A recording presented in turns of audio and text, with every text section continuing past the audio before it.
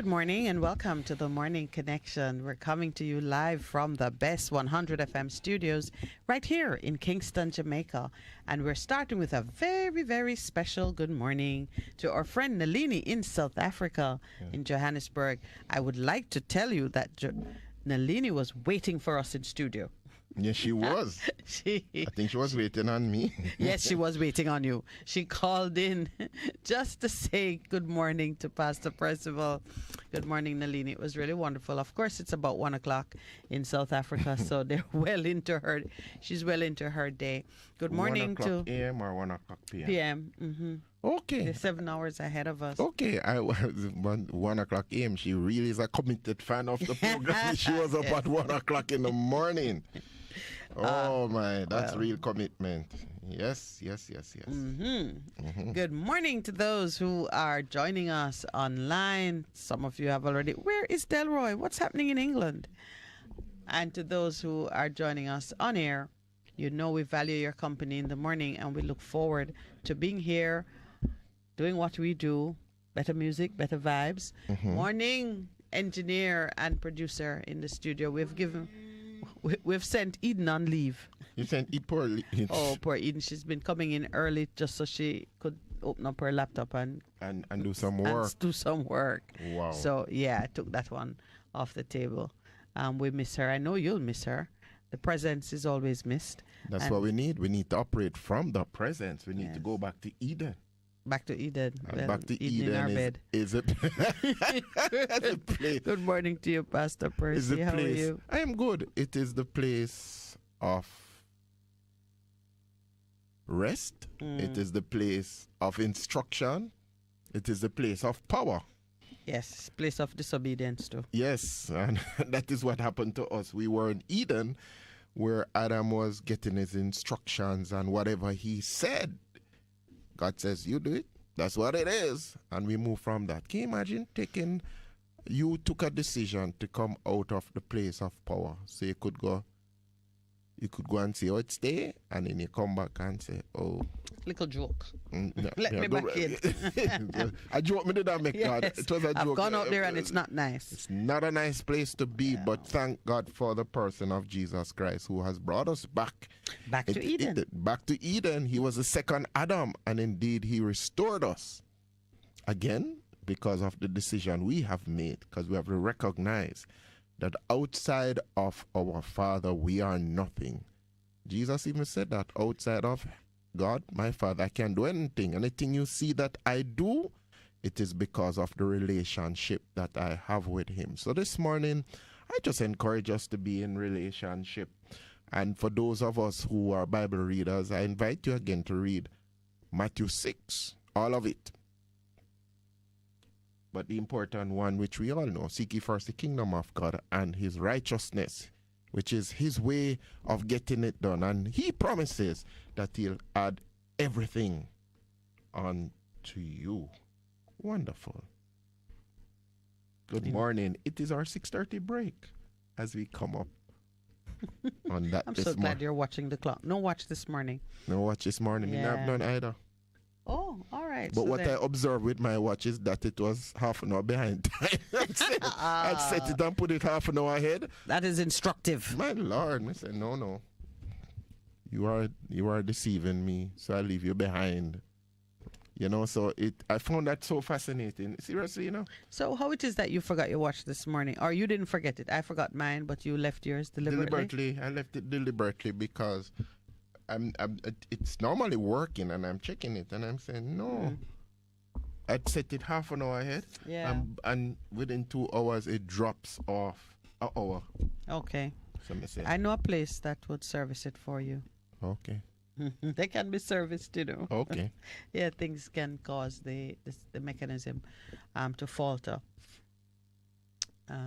Oh, yes, it is indeed our time for the 6:30 break. It's good, it's better, but nothing beats. You're simply the best.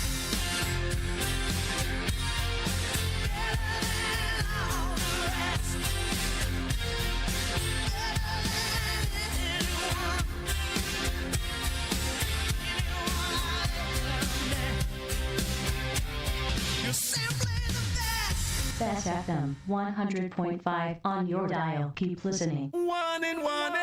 When there is a hurricane warning, button down, tie down, everything. Lift appliances and furniture off the ground and secure your valuable items.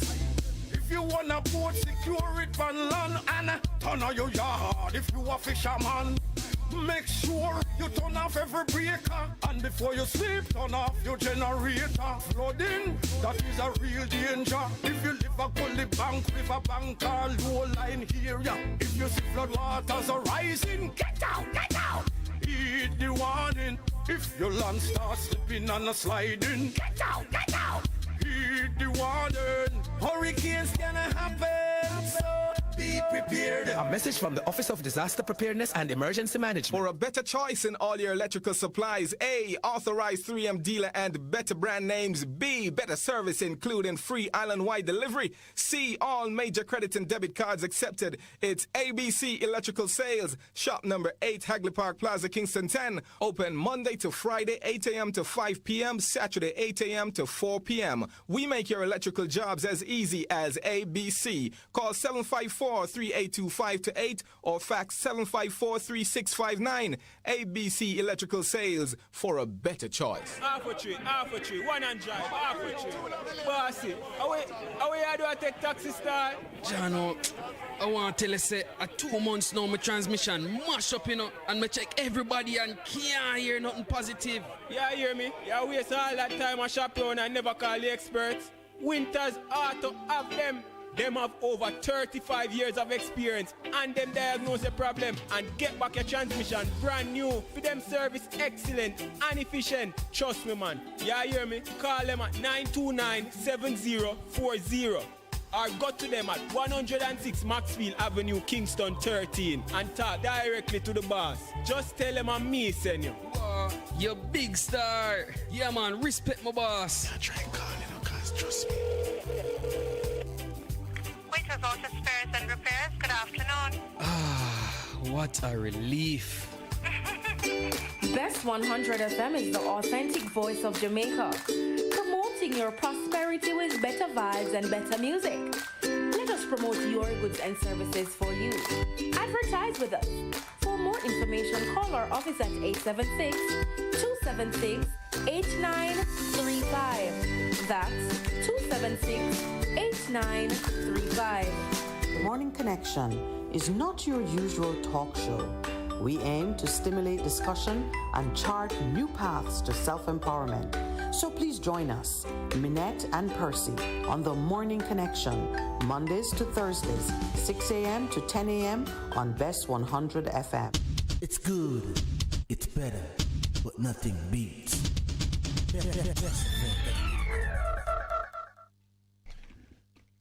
Yes. Welcome back. I know she's not listening, but I gotta say it. I want to say happy birthday to a very beautiful young lady, Miss Nyla Neal. All I'm gonna do is extract the clip and send it to her mom, so Nyla. she'll know. Nyla. Yeah. She sounds like Princess Nyla. Yes, she sounds Knew her like from she was itty bit. So how old is she now? Adolescent or a young adult? Oh, she's She's still a preteen. Pubescent. She's a tween. She's a tween. Yes. She's in between. Aye, that is the phrase. In between. In wishing Nyla a happy birthday, I'm really just saying a hello, a shout out to her parents, George and Natalie, my friends and fellow workers. Okay. And fellow sojourners in the struggle. Beautiful daughter Nyla is celebrating her birthday today. Her birthday is well known to us because it is the day before Lowell's birthday. So tomorrow is... So those who want to sing tomorrow can start to warm up the pipes from today. Tomorrow is Lowell's birthday. Producer has a birthday tomorrow. Yeah, he's born in the month of birth. Yeah, and the month of birthing. The month of birthing, it's a 10th month actually. Yes. And it speaks to the number 10, which is beginning of new things, new revelations of what God is doing. And it comes after the number 9. But I was thinking about while you were saying no, I'm like, hold on a minute. The binary code is zeros and ones. That's how it is that we used to do a lot of things. And the number 10 is a 0 and a 1. So yeah, new beginnings. New beginnings comes after completion. Because interestingly, it's the 10th month according to the Gregorian calendar. Yes. But it's the 7th month according to the Hebrew calendar. Tisserei, Tishrei.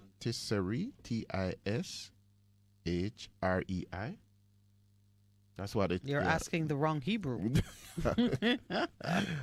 Hebrews and Shebrews, but not about that. But it speaks to, but 7 is completion, and 10 is about taking government, new beginnings.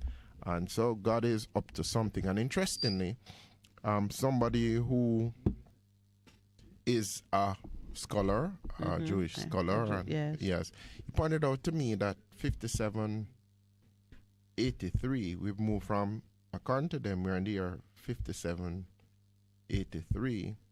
Each of those numbers, 5783, are important in terms of what God is doing. But he says, in this year, God is seeking to overtake you with the blessings. We sing the song, His goodness is running after me, and he says that's like that. And he says it is that God in this new year is seeking to bless his people, and it's the blessing is running after them.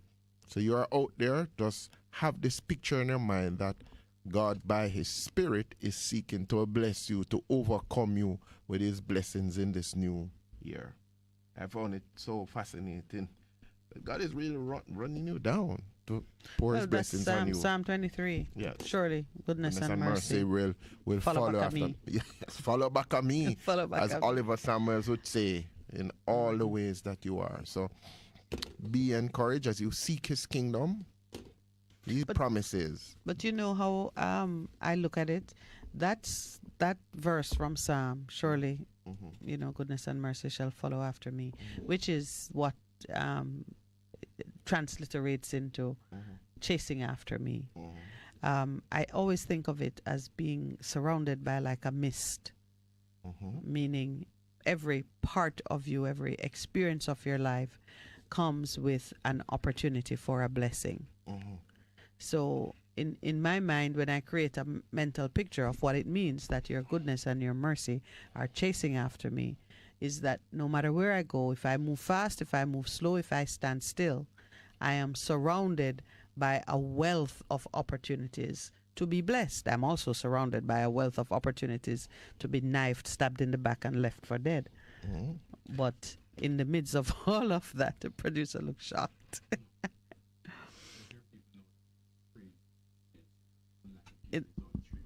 In the midst of that, that's what I see. Just the same way the presence of God was represented in the temple as a cloud, and a mist that enveloped and swirled and moved and surrounded you. And because it is intangible, it can seep into every part of your body, into your skin, your eye. If you open your mouth, it's in it. Your nose, your ears. That's how I see that verse. Okay. Your so every goodness. area of your every area, your conversation, everything has in it that opportunity, that abundance of opportunity to be blessed. And God, and truly, we have an impression of God as somebody wanting to whack us with a big stick, just waiting for us to fail, to yes, because all have sinned and come short of his glory. But even though we have sinned and fallen short of his glory, his heart towards us is to bless us. And if it was not so, then there would not have been the entrance of Christ upon the scene in terms of representing who God was like and wanted to be like to his people, in terms of what is referred to in, as I started this morning, Matthew 6:33. Seek ye first the kingdom of God and his righteousness. And he wants to add all of the blessings that you're looking for in your own life. So a lot of us have become immobilized by this fear of a fearful God who wants to just punish us. But it was never his intention originally, because he created us, as some people would say, he wanted a family. But we decided to step out of it, and I often wrestle with the idea, so why did he give us free will anyway?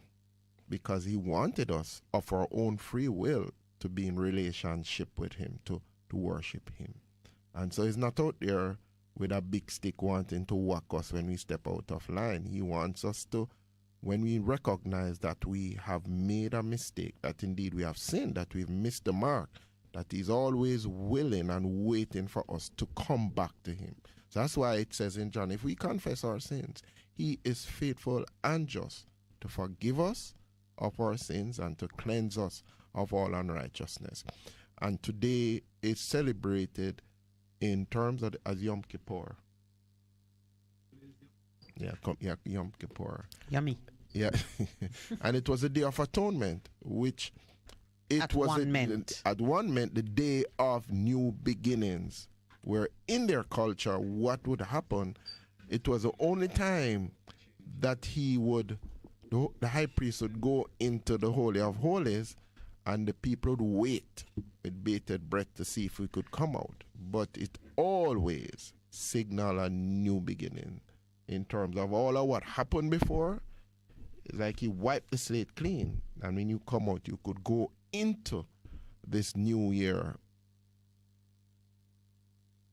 whole new. So in the scriptures it says, as far as the east is from the west, so has the Lord separated our sins. He's put it in the sea of forgetfulness. So when you come today, come expectant that if you come repentant, then he promises he will just wipe it clean. And so today is a day that you project into this new year what it is you want God to do for you in all areas of your life.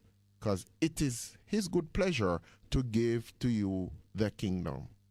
That is the Father's good pleasure, to give to every person who acknowledges and fears him and is in relationship with him through the person of Jesus Christ. It's his good pleasure to give to you the kingdom. Can you believe that? Mm-hmm. So let's give Lowell some instructions for his birthday, which falls squarely in Yom Kippur. Yom Kippur, because it starts. Let me get the times right. It will begin in the evening of Tuesday, 4th of October, and ends in the evening of Wednesday, 5th of October.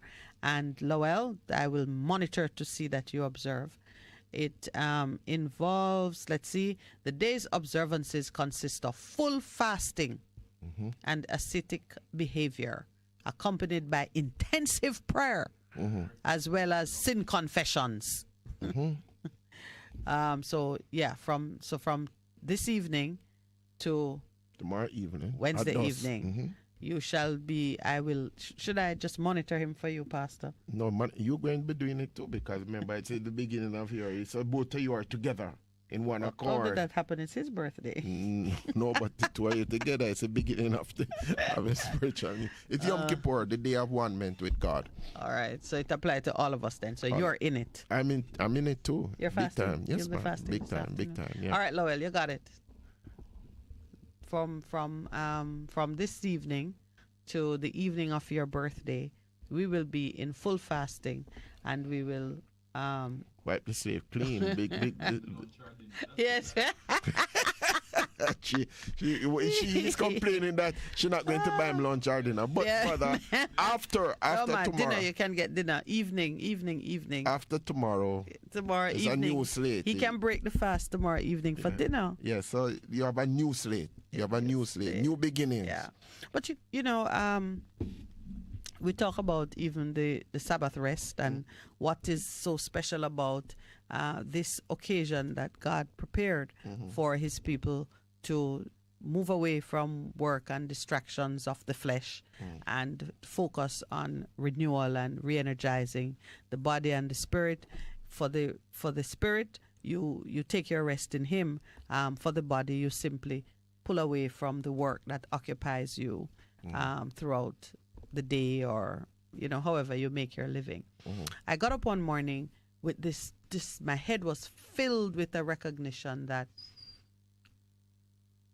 failing to take advantage of Sabbath rest is a rejection of a very important principle element in the relationship with you and God. That between you and God.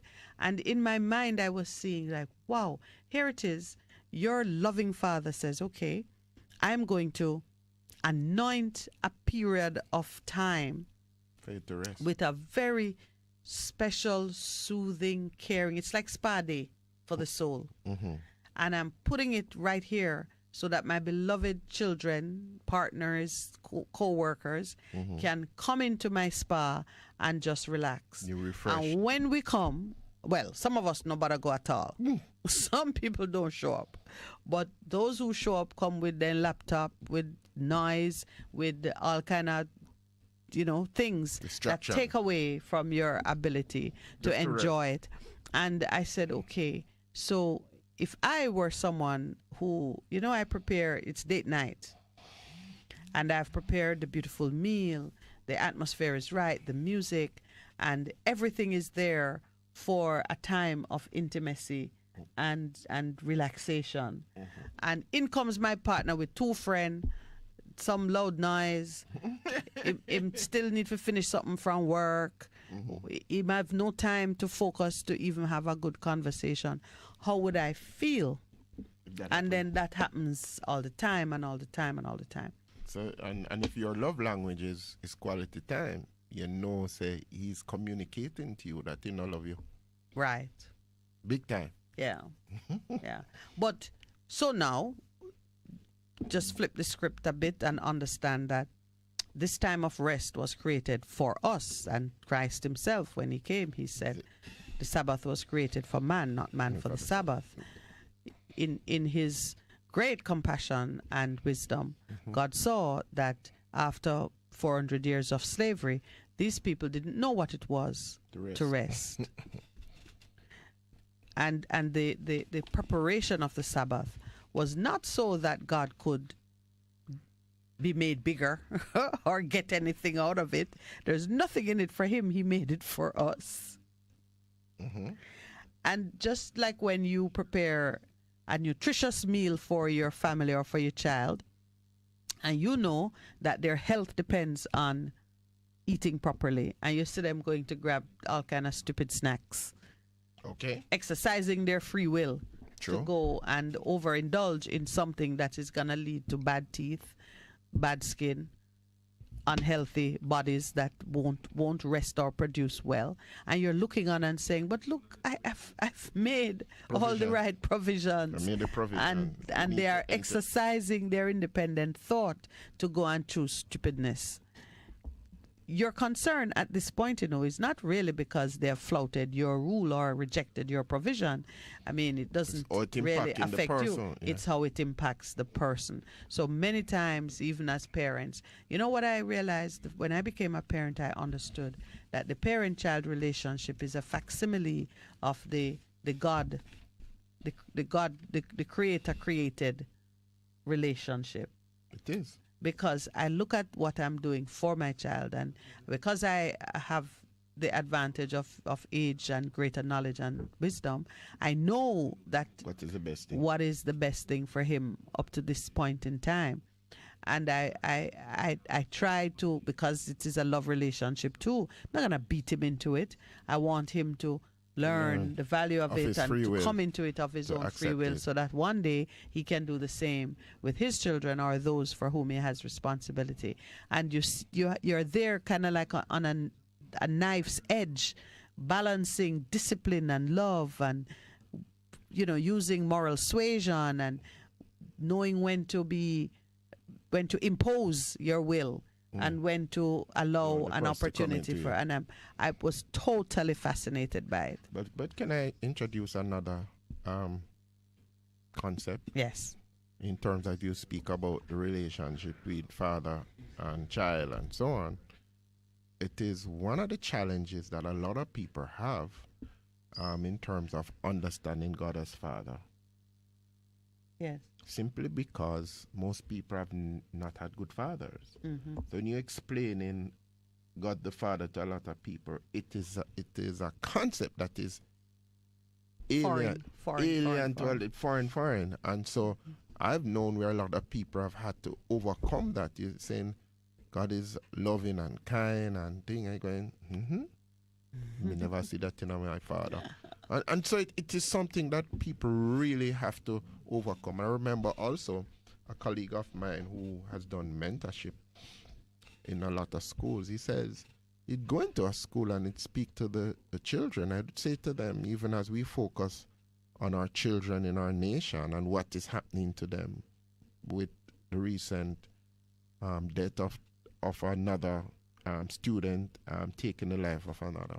And he said, a simple thing as just saying to a child, I bless you, and it's something that is so foreign to people that when you go to do it, and he was doing it in schools, a lot of the children just broke down in tears. Because all of their lives, nobody had come to them, and especially and said, you are good, I bless you, my son. Just the Father's blessing on them and what it releases into their lives. I remember for me, it was so important, even as I worked through the relationship with myself and my father, who is now deceased.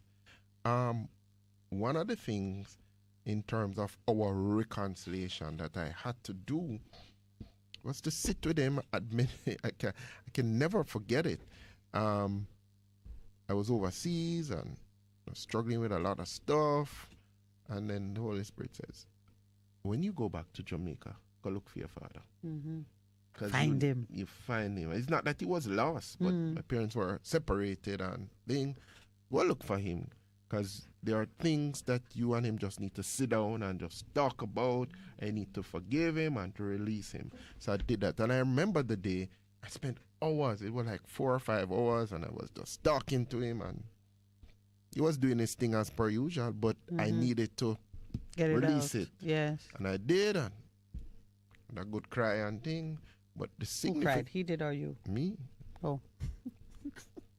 Yes, Percy's a crier. He did. He eventually. cried a little too. Yeah, but it was me. But the release was there. Yeah. And so what was significant for me, that when my children were born,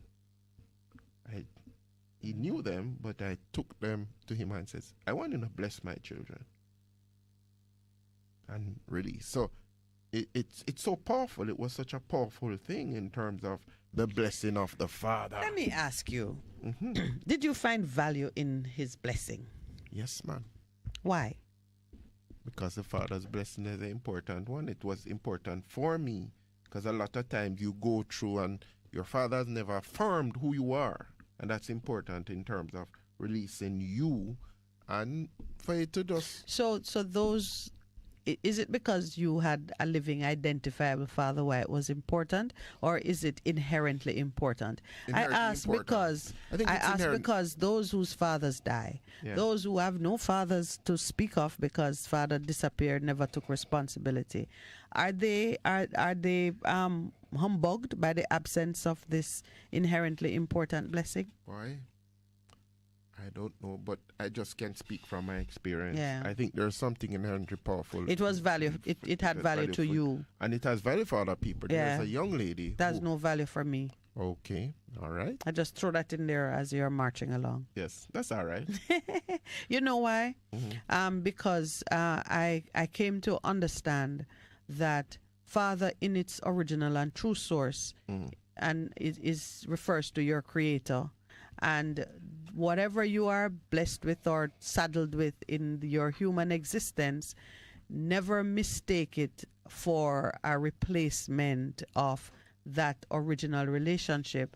And I then found the scripture that says, when your mother and your father forsake you, surely the Lord will take you up. But yeah. Because I think a lot of persons, I for a time was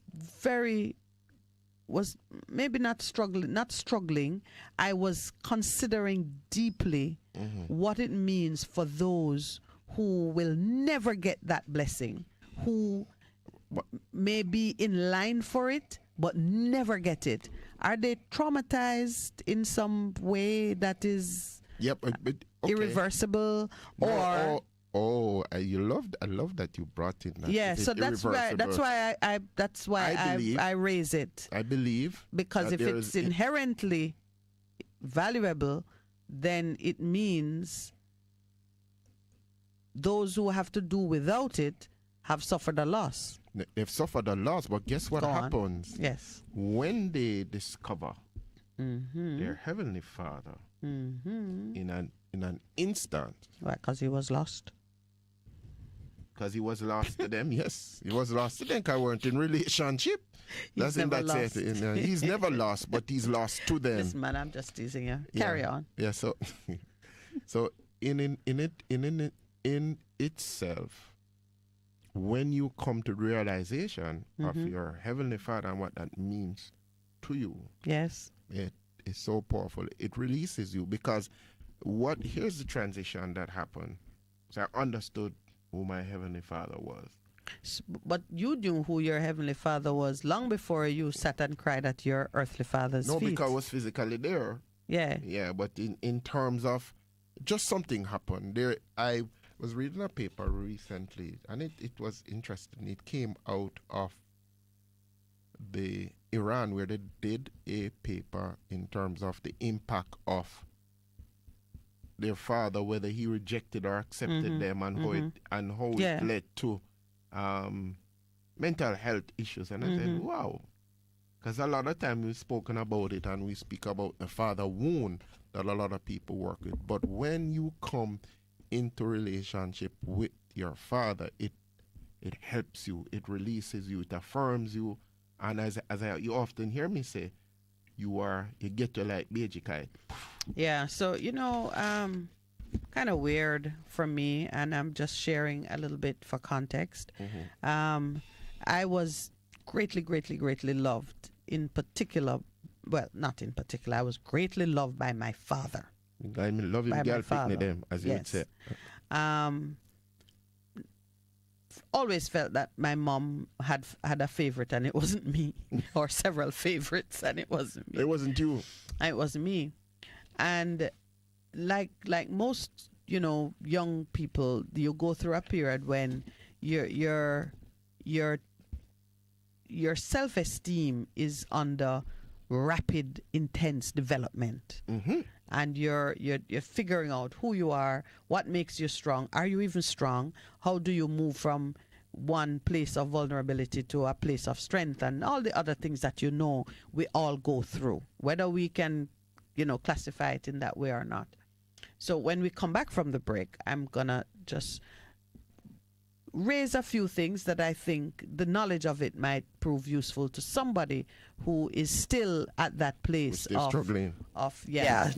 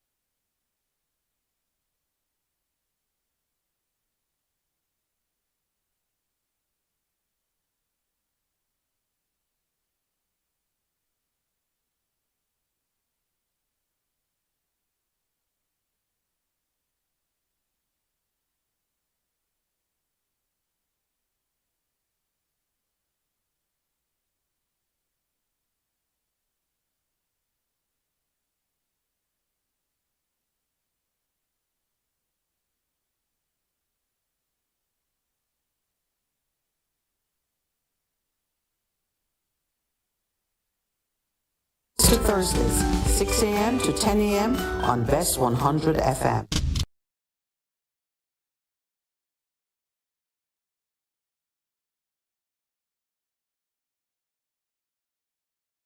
Yeah, welcome back to Morning Connection as we continue to speak about impact of parenting, especially fathers, on the lives of the young people, sharing some of our personal stories that I was sharing, wasn't I? Yes, about your father. As you said previously that your father, he treated his sons differently from how he treated his girl picnic them as thing, and you were saying you were loved by your father. No, the girls were daughters and the boys were boy picnic them. Okay. It's the other way around. Then you thought the real Jamaican girl picnic them. Well, I was not girl picnic. You were a daughter. I was beloved daughter. I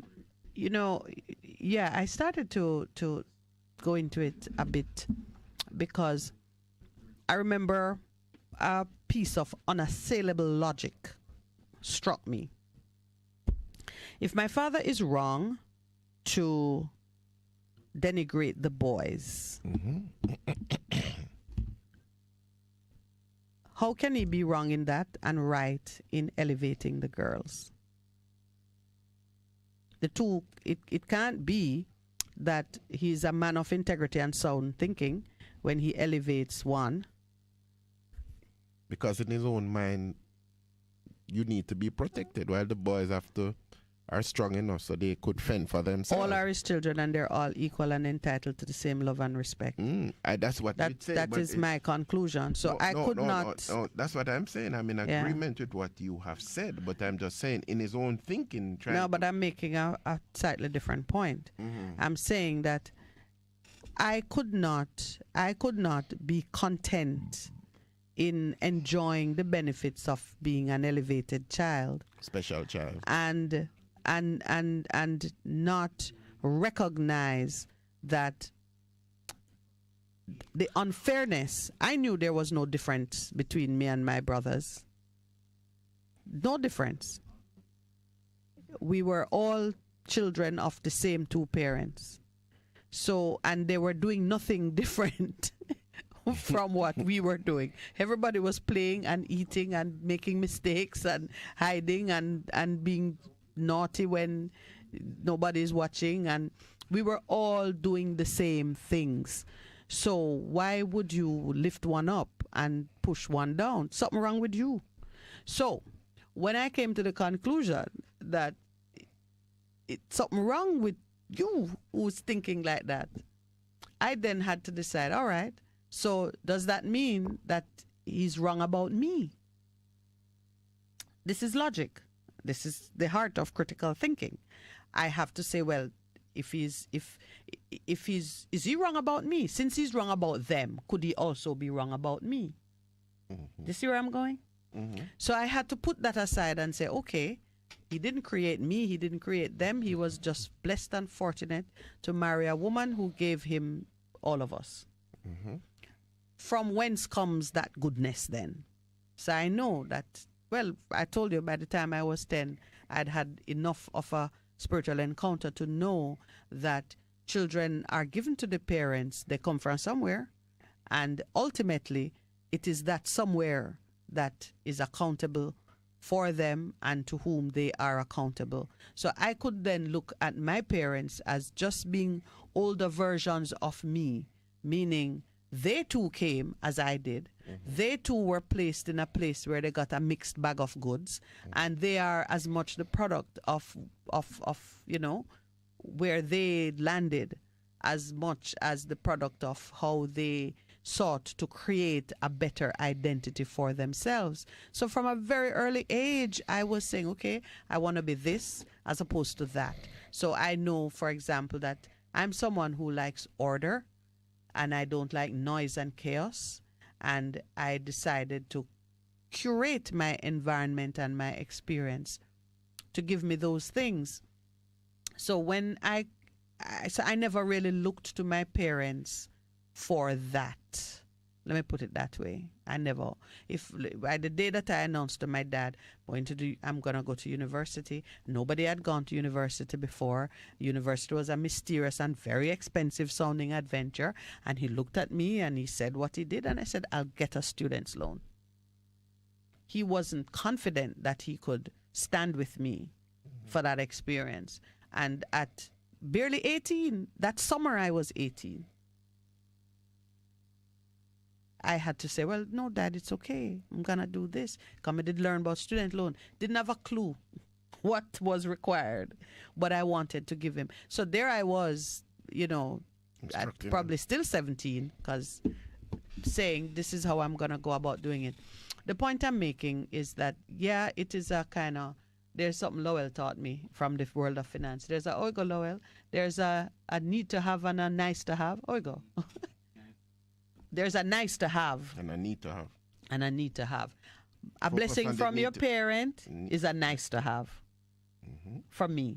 Okay. I mean, I understand that for some, it's more than that because, everybody have their own. But It's a nice to have.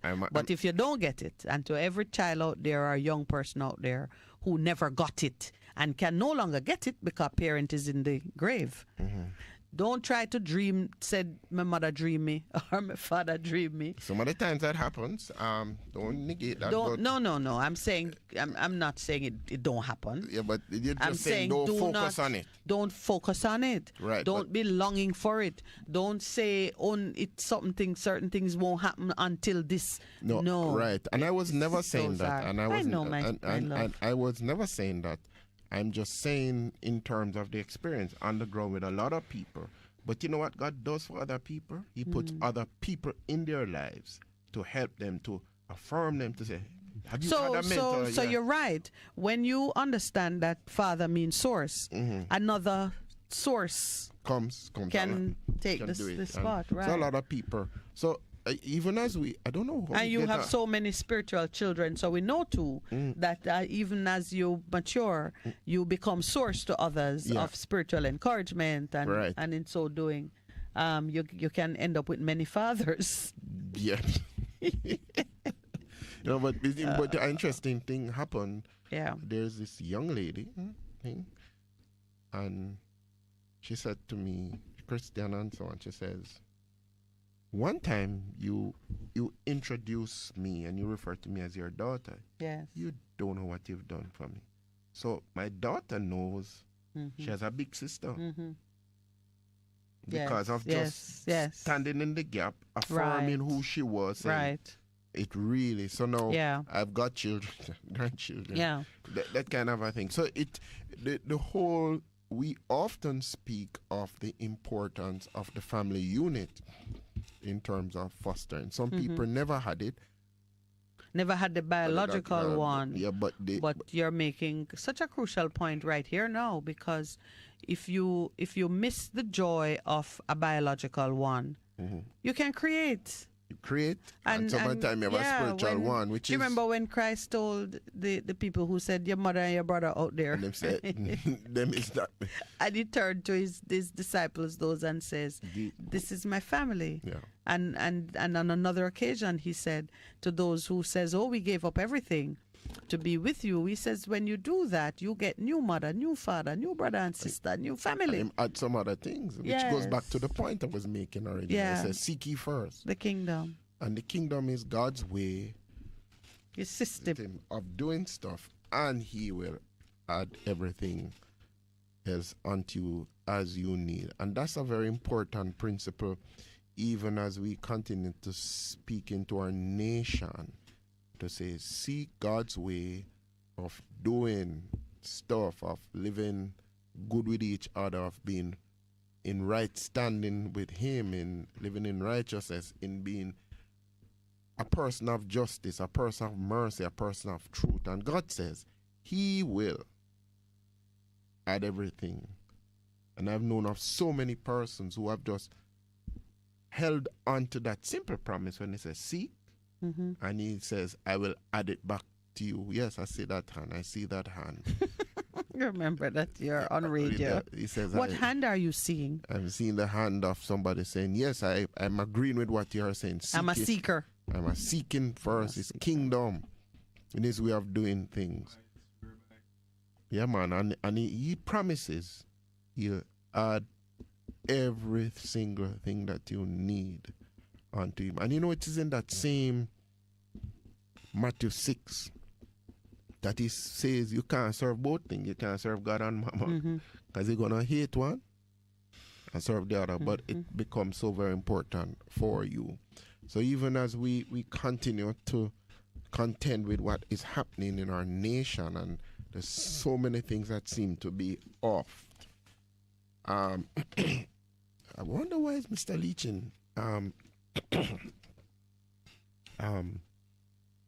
in the news so often.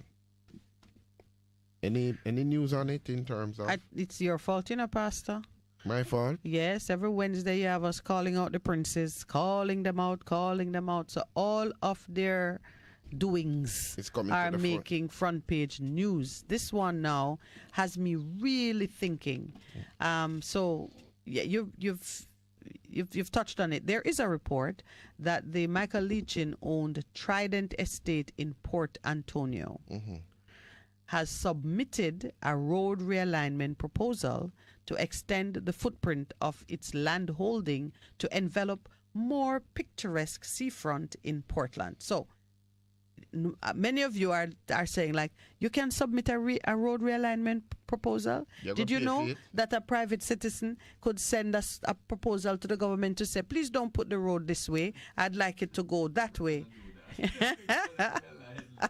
Now that you know it can be done, the producer is going to, yes, Long Lane Pass way too close to my house. I think they could move it. But they say it's a similar thing they have done with the South Coast. And yeah, but there are some, the first thing is to know that if you own enough land, you can do that. Okay. Because the realignment that he has proposed is for it to go at another place on his estate.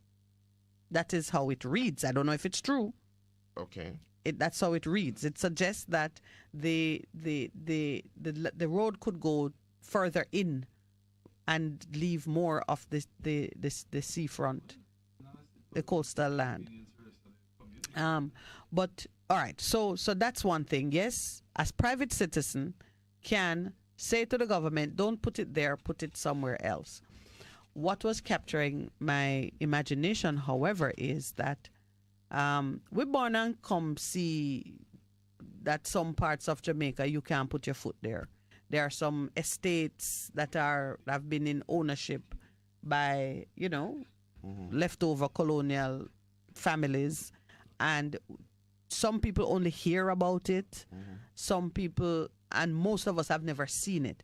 Not unusual, because that's the nature of private land holding. Right. The person who owns it can lock out the world. The part that concerns me is private ownership of beachfront land. Yeah, because that's a major thing. So you're saying that he don't want the road to, what is it? To be too close. If you look at it, there's a picture. So the road right now runs. You know how the road runs on the coast. Right. Right. So he's proposing that, you see that dotted line? He's proposing that it move from here. He's proposing that it moves deeper in. So you have all of this that you could develop going right down to the coastline. So it's just moving it farther back from the road. There are some positives to it. You know that beach erosion keeps claiming the land that is closer to it. So naturally, if the road is further inland, you would minimize that risk. True. Yeah, so that is a positive. And the government has come out early o'clock to say that it would have net impact, zero impact on their budget. In other words, it would be good if they say it would be a saving. But they've said it should have less impact on the budgeted cost of doing the roadway because, what has been proposed. They don't have to buy any additional land. They don't have to do no new expenditure would arise. But they did mention that they would have to build less expensive retaining walls. Okay. But presumably here too, they might be cutting through some areas that, whatever it is, the NAA has spoken earlier o'clock to say it has zero impact on the cost. What is troubling, so two things troubled me. The first is it means many of us will no longer be able to enjoy any of that part of the coastline. I'm driving by the coastline. Yes, unless he puts something there that is accessible to the public, like he does some fantastic resort that you could get a day pass and you could go in and look over on the cliff or whatever. Because I think Blue Lagoon is very close to that area. So I'm not sure how they would handle access to Blue Lagoon, which is a national heritage resource. So there's that, managing the rights of access of the Jamaican people to a beautiful part of our environment. The second that bothered me now is procedural. And this is happening so often, we're seeing it.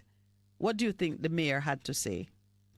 Port Antonio Mayor Paul Thompson said he was not officially aware of the proposal. Because? Well, I heard it on the road. No. People talking. Yeah, but you see that, But anything like that, the CEO would have mentioned it to me, he said in a Gleaner interview last Friday. The Portland Municipal Corporation Chief Executive Officer Jennifer Brown Cunningham told the Gleaner that it is NAA that is leading the project and that her office was aware of the project discussions. We come back to that point. The local government authority in these high-value communities are often bypassed. Are oftentimes overreached. It's bypass. Bypass, ignored, disrespected. That's what it's about. We need a realignment for that. No, but yeah. There's another thing I saw. Remember in Hanover, people were saying NAA should step away from these things. And we looked at it. But, but there was, I think there's another thing where somebody said, no, they might talk about who should know. And I'm saying, yeah. So, what is the purpose of having... Why do you have these people in positions when you are working around them? Yeah. That bothered me about this. I read it and I said, wow, what's going on here? A consultation meeting was scheduled and it was aborted after residents objected to the hybrid format, insisting that all stakeholders appear in person. Stand up for no right. Absolutely. That's why we play Get Up, Stand Up in the mornings. One of the directors confirmed, this is of the Trident Hotel company, confirmed that an application was made to the Portland Municipal Corporation. That mean I listen. Pure confusion. These things, but this is what is of concern, ought to be of concern to us. I always say when things are happening, the process is as much on trial as the individuals. And you've made that point very. And the process must be transparent. It must be fair. It must be robust to withstand whatever it is that we are doing. And that is a principle that we are speaking about. If you and me as a homeowner want to submit a realignment proposal to the government, we must be able to do it and it get the same treatment like anything else, because we are equal in the sight of God. But you don't seem like we're equal in the law. No. And that's what we have to be. We cannot stop fighting for that. But then I told you that the thing, I'm going to repeat it here. What gives me comfort when I read these things and I am aware of these grandiose plans and so on and so forth, I said, Lord, I thank you that they will, all of them die, and grass and weeds will grow over their monuments as it does for everything else. Everybody. You might be thinking now that you are going to change the face of the country, and when you gone, no one will forget your name. I am here to tell you, many have said it before you. See, Queen Elizabeth dead and gone.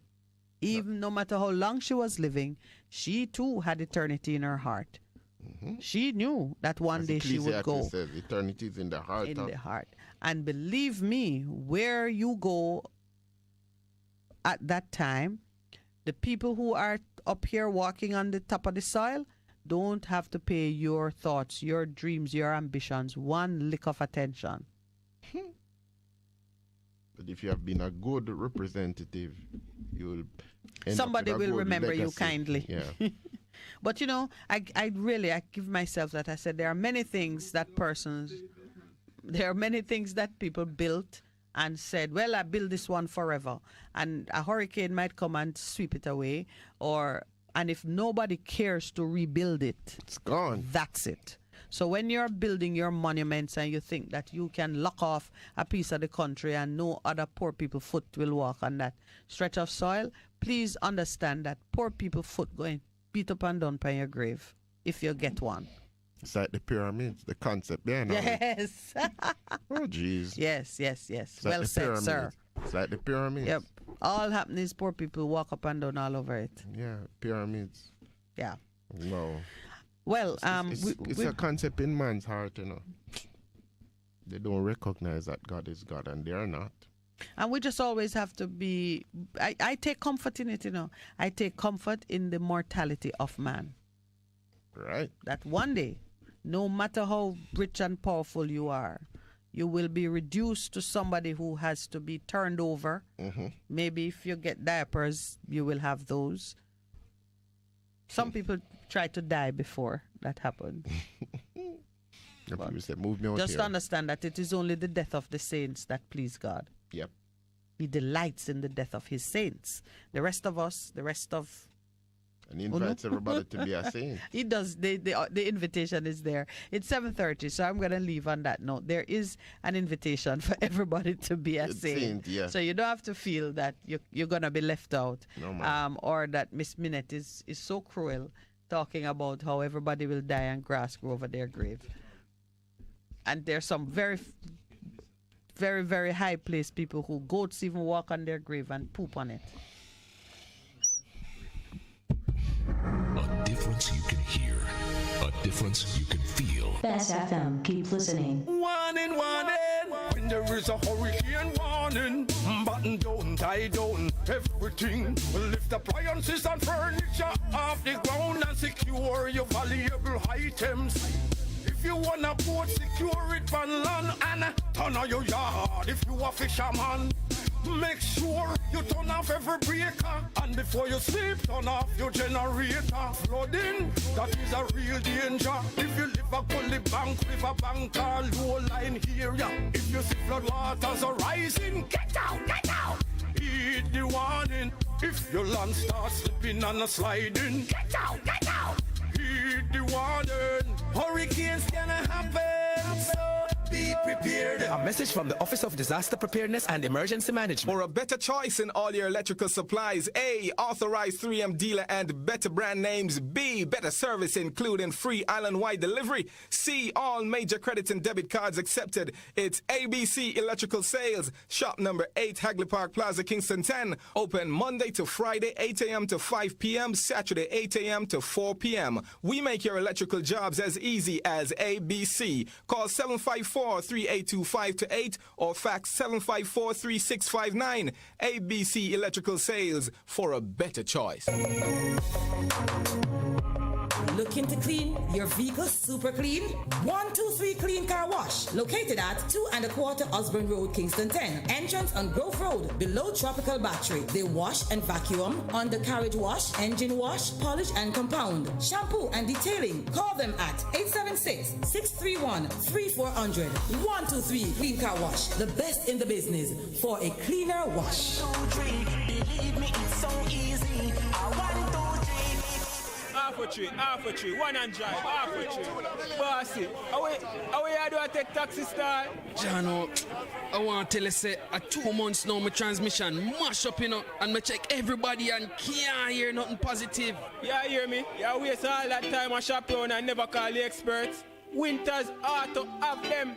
Them have over 35 years of experience and them diagnose the problem and get back your transmission brand new. For them service excellent and efficient. Trust me, man. You hear me? Call them at 929-7040 or go to them at 106 Maxfield Avenue, Kingston 13 and talk directly to the boss. Just tell them I'm me, send you. You big star. Yeah, man. Respect my boss. I try calling you, cause trust me. Waiters Auto Spares and Repairs, good afternoon. What a relief. Bess100 FM is the authentic voice of Jamaica, promoting your prosperity with better vibes and better music. Let us promote your goods and services for you. Advertise with us. For more information, call our office at 876-276-8935. That's 276-8935. The Morning Connection is not your usual talk show. We aim to stimulate discussion and chart new paths to self-empowerment. So please join us, Minett and Percy, on The Morning Connection, Mondays to Thursdays, 6 a.m. to 10 a.m. on Bess100 FM. It's good, it's better, but nothing beats.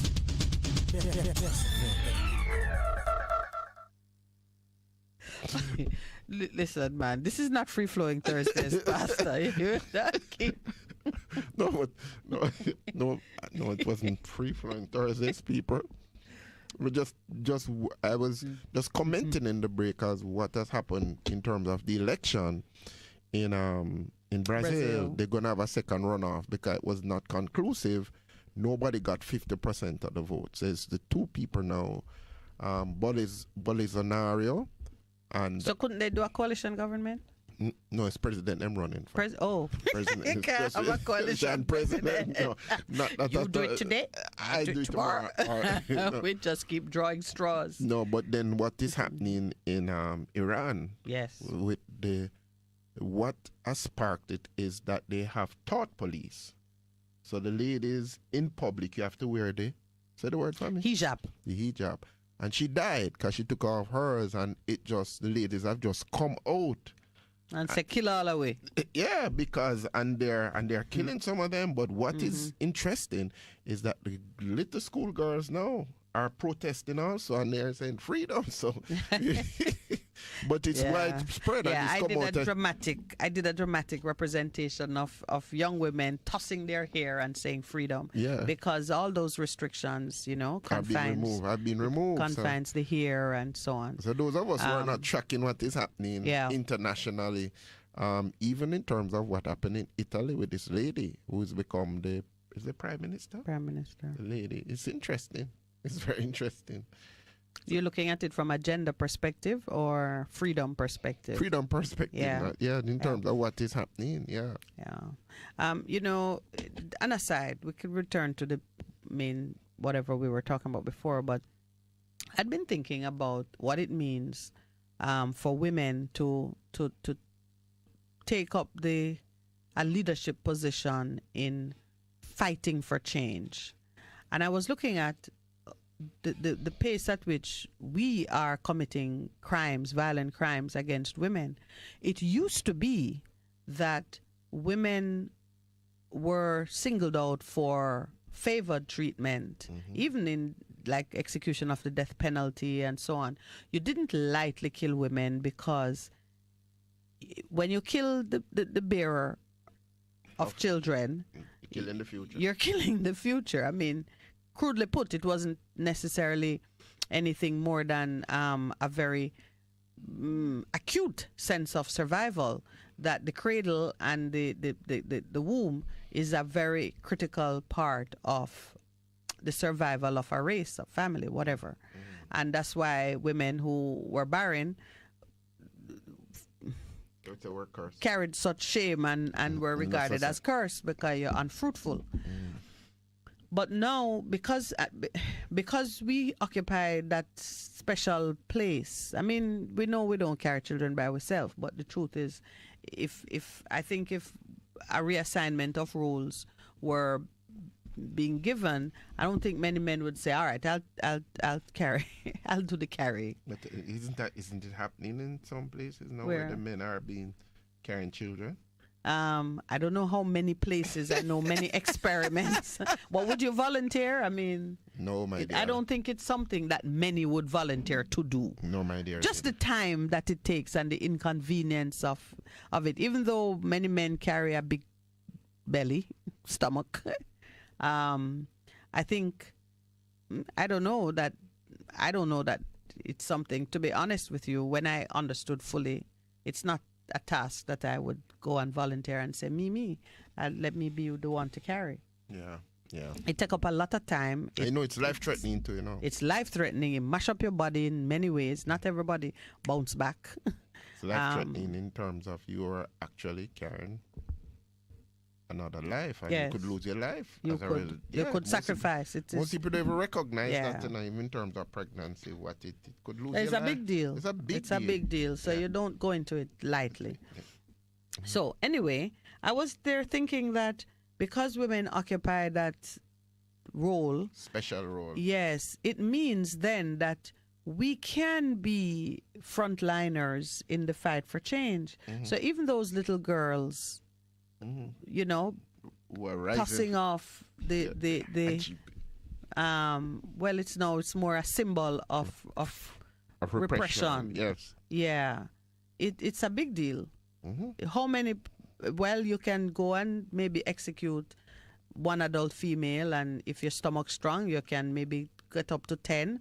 But when your number 11 is your 3-year-old or 4-year-old daughter, there's an age when I think they start to wear it at maybe like 13 or...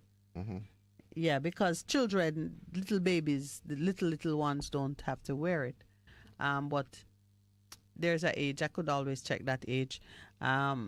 But when it is your daughter, you're a little girl, that could be your granddaughter, or are you as disciplined and ready to execute? I don't think so. To find new ways. But I saw it. I saw it in place. I went to a place on the weekend, and I saw the lady, and I said, "What is that?" And she said, "It's a Jeep." And her daughter was there, and she was the one who echoed and told me what it was.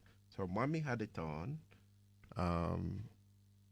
The daughter had it on, the son and the father never, but they wouldn't wear it anyway. So yeah, it's cute though, It's I like it. You like the hijab? I like it. It looks nice. It looks nice on the men too. It does. Okay. So you could try it. Thank you. It's like wearing a hoodie. That's what That's true. Yes, so that is a close enough. I know this issue which Gordon Robinson has written about caught your attention. Today, Gordon Robinson is commenting on something written by Peter Espret, who is known to be a fundamentalist, conservative Bible believer. It seems like Catholic.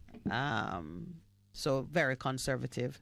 And on the matter of whether what you do in the privacy of your bedroom is a get out of jail free card that you can waive in respect of anything, including scamming, is what Peter was writing about last Sunday, I think.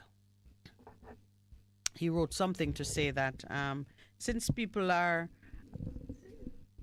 so drawn to the notion that what you do in the privacy of your bedroom is a complete defense, and therefore things like homosexual activities can be left right there, then one should be free to say that if you are conducting your scamming activities from the privacy of your bedroom, then that should be a defense that would get a charge of fraud by way of telephonic conversations thrown out of court. It's nonsense, of course, but Gordon Robinson took it very seriously and has written about it. And it led to Percival and myself looking at a comment that Gordon himself made in his piece, that the Old Testament was written by sexually repressed, bitter old men. And we commented, well, you know Gordon, I don't know Gordon. I find his writing some of the time so funny. When ball and chain and all of those things. Yes, that's true, Ball and chain. When you talk about the old ball and chain in reference to his wife, that does sound like an Old Testament writing. Yeah, the old ball and chain is his wife. Oh, I didn't know. Well, you are telling me that it's your brethren. So. And old GB is him. I'll tell you off air what GB is. But the first word is grey. So old GB is him. Okay. And the ball and chain BC is refers to the wife. Okay, interesting. But there are some things that we talk about a lot without sometimes maybe even, just laying it out so people have a right understanding of it. You and I have touched on this subject a few times. There is still a debate going on about buggery being decriminalized. Even the word is awful. So that has been an offense from the Middle Ages. Society expressing its rejection of any sexual relationship or congress between men. It started first being a great upset with men taking young boys into that kind of and so most persons would be familiar with the androgynous looking boys that were dressed up like girls and made to and the older men, mostly older men, would have them almost like toys, and that was considered to be quite disgusting and reprehensible. That has buggery has been on the books or law books as an offense for the longest time. We mostly focus, however, on buggery conducted in the context of a sexual offense against a person. So you'll hear in the particulars of a crime that the woman was sodomized or the man was sodomized, but other crimes were being committed to the individual. It's not someone walking in to say, I'm reporting that I was sodomized, outside of it being rape. Okay. Right. So sodomize, rape is the polite forensic word for, well, it's not forensic. Anal penetration would be forensic. Sodomy from the Sodom and Gomorrah. Okay. So when somebody sodomized. Yeah. Okay. They've been buggered. Okay. All right. But you typically hear it. Yes, Lowell reminding me that when you call somebody you little bugger, that's really what you're talking about. Yeah, it worked its way into one of the interesting. One of the less offensive sounding curse words. Okay. Or bugger off. You've been told to bugger off. You've heard that. Not really a Jamaican expression, but you would find when you read the details of how a crime against a person was committed, it will descend into those kinds of details, whether the person was sodomized and whatever. So we've had it as an offense, a criminal activity for a long time. We don't and have not been enforcing the law against buggery by bringing consenting adults before the court and trying to make out a case. I'm trying to remember the name of that English playwright Oscar Wilde. Oscar Wilde, of English literary fame, had to run away from England to live in America because he was accused of it and I think he had actually been put on trial, but it's easy to find the information about it. But he moved to America because in England it was quite the thing to make the accusation and put people before the court. Interesting. And seek to. When was that? Long time. In the Victorian days. Oscar Wilde, yes. So there were trials, and it was the pretty boys, and they take them to parties and to the plays and so on. And if such a thing were mentioned about you, whispered about you in polite societies, it really left you in a vulnerable situation. So he moved to America under that kind of shameful cloud. But in Jamaica, I do not know of any case going before the court, two consenting men, the people prosecution bringing evidence to say that we have reason to believe that buggery is afoot.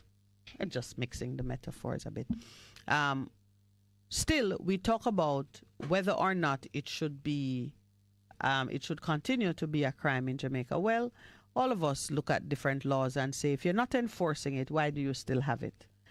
It then makes a mockery of your supremacy of law or the rule of law or even your own moral conviction on the point. So you start there. If we were going to clean up our law books and say, okay, let's look at the legislation that we still have as current. Are we using them? That's where I was going. That's where legal reform comes in. In terms of cleaning it up. Cleaning it, right. Do you know that a 25-year-old person asked me, this is how it was phrased, is sex selling a crime? And then when I answered in the affirmative, two persons, because there was an older woman standing there too, two persons, they said, but what's going on back road? People even build buildings. Everybody knows what's going on there. I was talking about prostitution. Mm-hmm. It's a crime on our books, right? Yes. Okay. It's become a major industry. In fact, understand now that it's now wrapped up with human trafficking. Yeah, that is the other thing, the spin-off. Yes. A major thing in terms. Because when you run out of willing people in your own locality, you start bring people in. And you start to seduce young girls from the country, bring them to the city. And so one of the reasons persons become confused is because you have these laws which you never enforce, and things are being done in plain sight. Everybody know what's going on, and you're walking past it to go and catch a man who is doing some stupidness. Okay. So it becomes confusing, and there are persons who may well come of age, seeing things going on every day, and become insensitive, or not insensitive. The older ones who used to teach it and observe it eventually become desensitized because nobody's paying it any mind. It's happening right at the table beside you. The policeman is there, this one is there, and things are going on right around you, and we're turning a blind eye. Why have a law against it if you never enforce it? You send mixed signals. Your integrity becomes questionable. So Gordon is writing about Peter Espute's argument that if what you do in the privacy of your bedroom is lawful or cannot be questioned, then people just need to carry things into their bedroom, and if a case is ever made against them for it, you plead privacy laws. Gordon is tearing it down. I think he did a good job tearing it down, wouldn't you say? No, I haven't read it. No, I never read it. It's you were pointing to it, so. Because I'm a telecoms person, when I see somebody saying that a phone call that I make from the privacy of my bedroom is my own business and no one can challenge me on it, my first thought is that nothing you do on the phone can be regarded as being done in the privacy of the spot where you have done it. That's not a privacy issue. That's a freedom of expression issue, if you want to find a constitutional principle to align it to, because the telephone and where it is located in your home is just an access point to a very public highway. That would be like when you're on the roadway in your motor car, you're saying, I'm in the privacy of my car, but you're actually traversing a public highway. And while you are traversing that public highway, if you toss something out the window, shout obscenity out the window, whatever it is you do that affects someone else, another user, becomes actionable within the context of the regulation that exists. So when I see somebody writing that, I'm saying, no. Because you do it secretly on the phone, whispering it even, in order for it to get to the other person's ears, it travels across a very publicly owned and regulated transmission facility. Right. Yeah. That I understand in terms of what you're saying in terms of the telecom. But for me personally, in terms of Gordon and his writing, I find it very humorous most of the times. And there are people on the different divide, who will argue for and against.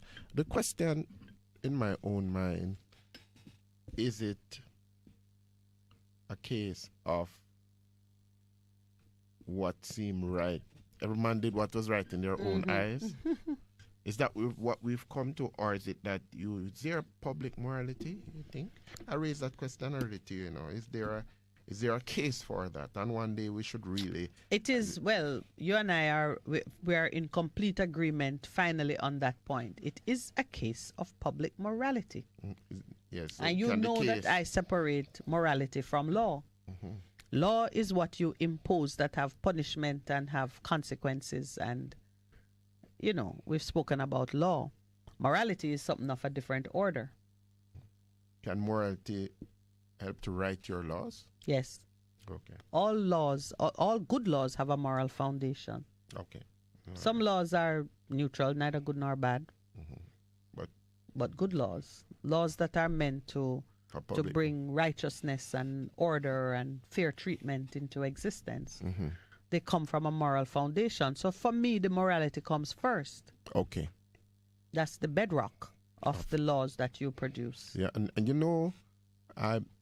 when you speak, I listen to what you say now. Because I must say, learned a lot of things. When you spoke about public policy and how public policy is what feeds into the laws. Yes. And I was commenting at that point in time, it just... So therefore, if that is true, then how we treat with the vulnerable, the handicapped, disabled person, is really a reflection of us. Like I continue to make the comment that it took, 14 years? 14 years for the regulations to follow the law. Yeah. So you see how the law, what is that? You might as well not have no law. Yeah, so I'm just a saying. law that is inaccessible for 14 years don't exist, really. Yeah, so it just speaks to what we pride as being important, and because if there's policy, then policy eventually will become law. You think? Yes. Yeah. All right. Because if you're doing it and the policy not working, then in order to ensure that it is enforced, you do it. But then right. And where the policy is there's dissonance between the policy and the law. You will have chaos. Yes. Like what is happening on Back Road or Back Street, whatever. That area in St. Catherine, where everybody knows you can go and get a room and you can have that is the transactional sex that never talk about what happened in the privacy of the bedroom. but that is the one that to me now that's just weird. That is what Mr. Espute. Espute? I always get his name twisted. But that's what should be concerning him. Do you think that we are fighting cultural wars big time? Cultural wars? Meaning what? Culture that most people accept versus a culture that people are trying to impose on a people. Like recently I saw a video where at the UN, this comprehensive sexual education and gender, and people are saying, guys, we come here and UN, this is what we believe in our country. Stop telling us that we won't get aid if we don't put in this thing. So how are we going to deal with that when other people are pressuring us to say, you need to be that way? And we are looking on and say, but you did this a long time ago and look where you are at. we prefer to stay, them say, we'll stay in the dark ages and have a lot of things happening. So well, I mean, there are some. I think you sent me one of those videos, and where the two Jamaicans were making some statements. I'm a bit radical when it comes to those things. One, I think the handful of persons who get to sit in a room with international donor agencies and who might be at the table when certain things are going down. They do not speak for Jamaica, meaning they may be uttering words and taking positions that they intend to be representative of public and maybe even to be binding on the public psyche. But they do not truly represent the people. There are very, very few things that come back to us for discussion and consent. Very, very few things. If you think about it, our leaders do not come back to us to discuss or to gain approval for many of the things, 99.9%. They just go and they speak based on whatever training they have, whatever deals they make with neighbors or whatever. When it comes back into Jamaica now, so take, for example, the back road activities then, and you say culture. If we are comfortable, if we, for the most part, this is the body politic, are comfortable with having women trade their bodies consensually or, you know, of their own free will. And there's a place, a community where when you go, you can make your choice and have a great meal to go along with it. And we allowed that to survive and to even thrive for decades. Who from the UN gonna come, or who even from the Jamaica House, gonna come and walk through those communities and tell the people not so? Life is always going to find a way to express itself. And as you talk about, that's culture. It just will not happen. You can make 1,000 laws against it. Nobody's going to complain about it. Nobody's going to report it. The only time something might come to the court is if you remember that man who said the lady wanted too much money or something. And do you remember there was a case of rape? Oh. And it was, I think it was a Chinese man and a Jamaican, and he complained that. Yes. He said the lady only says rape because when they were finished, she wanted more money than he was prepared to give, and some tussle ensued. That's how you'll hear about it. Those things, yeah. Yes. Unfortunate, but and the question of aid and our donor agencies going to pressure us into taking different positions. Never. Take our break. On your dial, keep listening. BBC News. Hello, this is Jerry Smith. The United States and South Korea have conducted a precision aerial bombing exercise in response to North Korea's test firing of a ballistic missile over Japan, the first such launch in 5 years. There's been strong international condemnation of Pyongyang. Steve Jackson reports. Just hours after the North Korean missile launch, the US and South Korea responded with a joint exercise. A South Korean fighter jet fired 2 precision bombs at a mock target on an uninhabited island in the Yellow Sea. In total, 4 US and 4 South Korean aircraft were scrambled. The South Korean military issued a statement saying the drills showed their will to respond sternly to any threats from the North. Pyongyang has stepped up its military activities since President Biden took office in Washington, and intelligence reports suggest it may be planning to test another nuclear device, something it hasn't done since 2017. The police chief in the Indonesian region where a deadly football stadium crash occurred on Saturday has apologised for the disaster. Rebecca Henschke has more details. East Java Police Chief Nico Afinta says he was saddened by the tragedy and was sorry for shortcomings in how security was managed at the football stadium. His forces have come under heavy criticism for firing tear gas into the crowd after fans ran onto the pitch after the match. At least 125 people were killed when people rushed to leave and found many of the exit gates locked. The European Parliament has overwhelmingly approved new rules for EU countries under which rival companies producing mobile phones and tablets will have to provide a common charging port. The measure, to be in place by 2024, would make the Android USB connector the EU standard. The new rules will significantly affect Apple, which would need to change its type of charging port for iPhones and other devices. 13 young women have been rescued in Zambia more than 6 months after they were kidnapped for ransom. Videos demanding ransom payments had prompted a police operation, but the search had failed to locate the women. Here's Will Ross. A neighbour who helped rescue the hostages said he was sitting at home in the capital Lusaka watching wrestling on TV when he heard someone bashing his gate with a stone. Outside, he found a woman pleading for help. She'd just scaled the wall of the house next door. The neighbours then used an axe to break in and were shocked to find 12 other distraught hostages, women between the ages of 17 and 28. Kidnapping was unheard of in Zambia until a video emerged about 6 months ago of a young woman called Pamela pleading for her life whilst being beaten by her captors. No one knew she was being held with 12 others. World news from the BBC.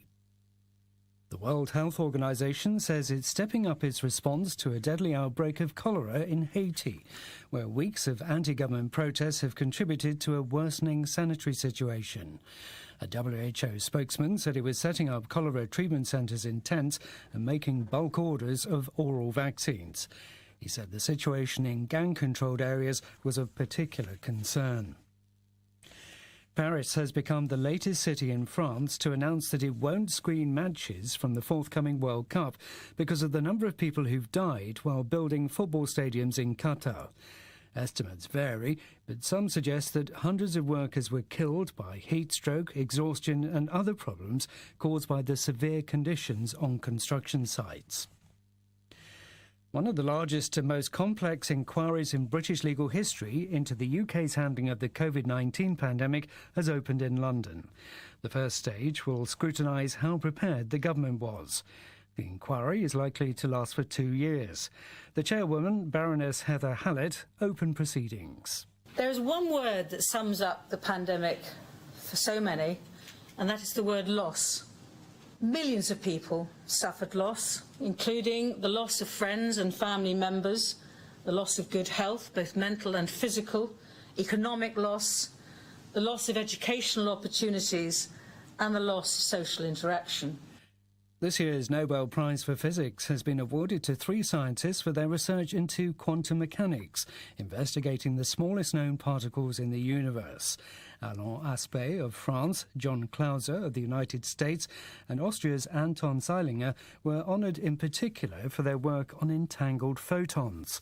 A member of the prize committee said their studies were groundbreaking and had broad implications in areas such as secure information transfer. BBC. A difference you can hear. A difference you can feel. Bess FM, keep listening. Warning, warning. When there is a hurricane warning, button down, tie down, everything. Lift appliances and furniture off the ground and secure your valuable items. If you wanna boat, secure it on land and turn on your yard if you a fisherman.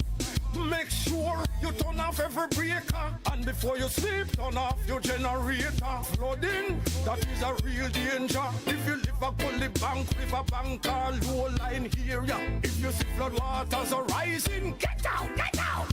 Heed the warning. If your land starts slipping and sliding, get out, get out. Heed the warning. Hurricanes gonna happen, so be prepared. A message from the Office of Disaster Preparedness and Emergency Management. For a better choice in all your electrical supplies, A, authorized 3M dealer and better brand names. B, better service including free island-wide delivery. C, all major credit and debit cards accepted. It's ABC Electrical Sales. Shop number 8, Hagley Park Plaza, Kingston 10. Open Monday to Friday, 8 a.m. to 5 p.m., Saturday, 8 a.m. to 4 p.m. We make your electrical jobs as easy as ABC. Call 754-3825-8 or fax 754-3659. ABC Electrical Sales, for a better choice. Half a tree, one and drive, half a tree. Bossy, how do I take taxi style? Jano, I want to tell you, say, 2 months now, my transmission mash up, and I check everybody and can't hear nothing positive. Yeah, hear me? Yeah, waste all that time I shop around and never call the experts. Winters Auto have them. Them have over 35 years of experience and them diagnose the problem and get back your transmission brand new. For them service excellent and efficient. Trust me, man. Yeah, hear me? Call them at 929-7040. or go to them at 106 Maxfield Avenue, Kingston 13 and talk directly to the boss. Just tell them I'm me, send you. You big star. Yeah, man, respect my boss. Yeah, try calling, cause trust me. Waiters Auto Spares and Repairs, good afternoon. What a relief. Looking to clean your vehicle super clean? 123 Clean Car Wash, located at 2 1/4 Osborne Road, Kingston 10. Entrance on Grove Road, below Tropical Battery. They wash and vacuum, undercarriage wash, engine wash, polish and compound, shampoo and detailing. Call them at 876-631-3400. 123 Clean Car Wash, the best in the business for a cleaner wash. 1, 2, 3, believe me, it's so easy. 1, 2, 3. He's coming back. Yes, indeed, it's redemption time with Apostle Clive Campbell, presenting a life-changing, life-challenging message to encourage, inspire, and motivate you towards your destiny. Every Tuesday night from 9:30 p.m. until 12:30 a.m. and on Saturday from 9 o'clock until 10, right here on Bess100 FM. It's redemption time. I'm standing firm. Bess100 FM is the authentic voice of Jamaica, promoting your prosperity with better vibes and better music. Let us promote your goods and services for you. Advertise with us. For more information, call our office at 876-276-8935. That's 276-8935. The Morning Connection is not your usual talk show. We aim to stimulate discussion and chart new paths to self-empowerment. So please join us, Minett and Percy, on The Morning Connection, Mondays to Thursdays, 6 a.m. to 10 a.m. on Bess100 FM. It's good, it's better, but nothing beats.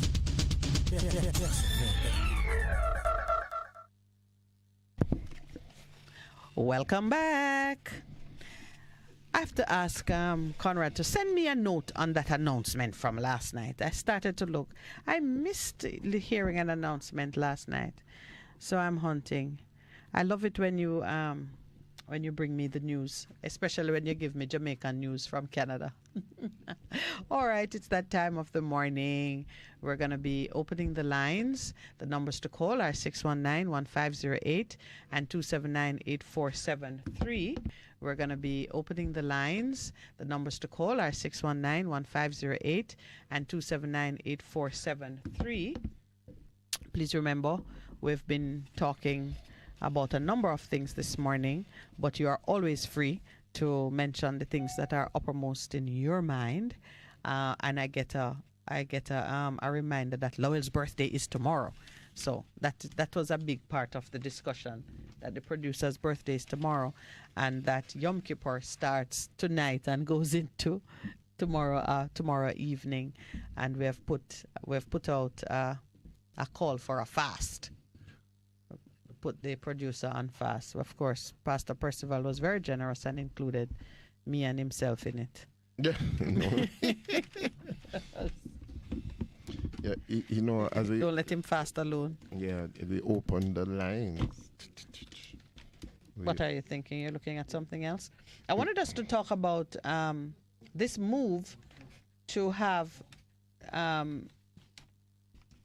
applicants for firearm licenses submit to a written test on the completion of the training that is offered by the FLA.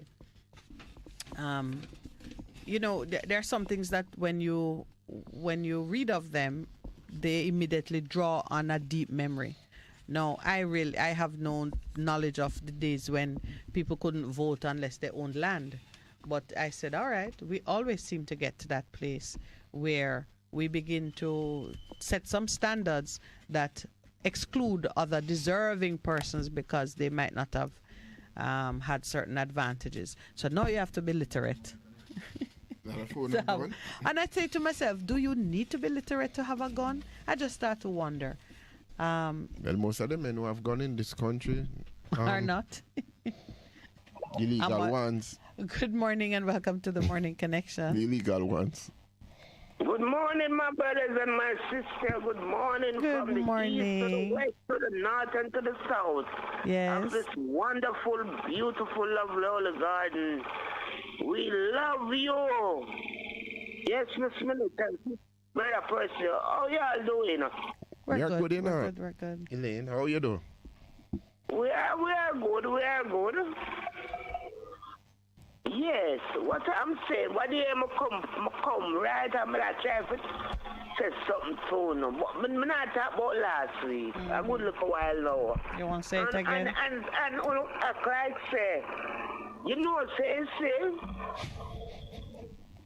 Jamaica come to change the world, you know. And we blow it, you know. You know that? We blow it? What kind of blow it? What kind of blow it? Yo, you see, every person we see over here on this side from Africa, yes, was supposed to be here. You understand? It was in the plan of making, but what? Them do it the wrong way. Them go back the wrong way. The reason why me no say everybody when they like Jamaica right now should be here because I'm here. And Sister Minett and Brother Percy, believe me, say, I'm born with a map of Jamaica on my stomach. Yes, a birthmark. A birthmark, the map of Jamaica. And from a little me, I show them and I tell them, say, this is the map of Jamaica, and I'm tell them about my mother, the one live and all that thing. But you see, just like how the shape out. Yes. Yes. I was born with the map of Jamaica. On your stomach. Well, listen, Elaine, I agree with you that none of us, we are all placed in a geographic location deliberately because God is a God of order and planning and knowledge. So yes, you're supposed to be right here, and so am I. But you say we have blown our opportunity to change the world. Yes, because right now we should have in the British Parliament a change law. You understand? We should have did it to a change.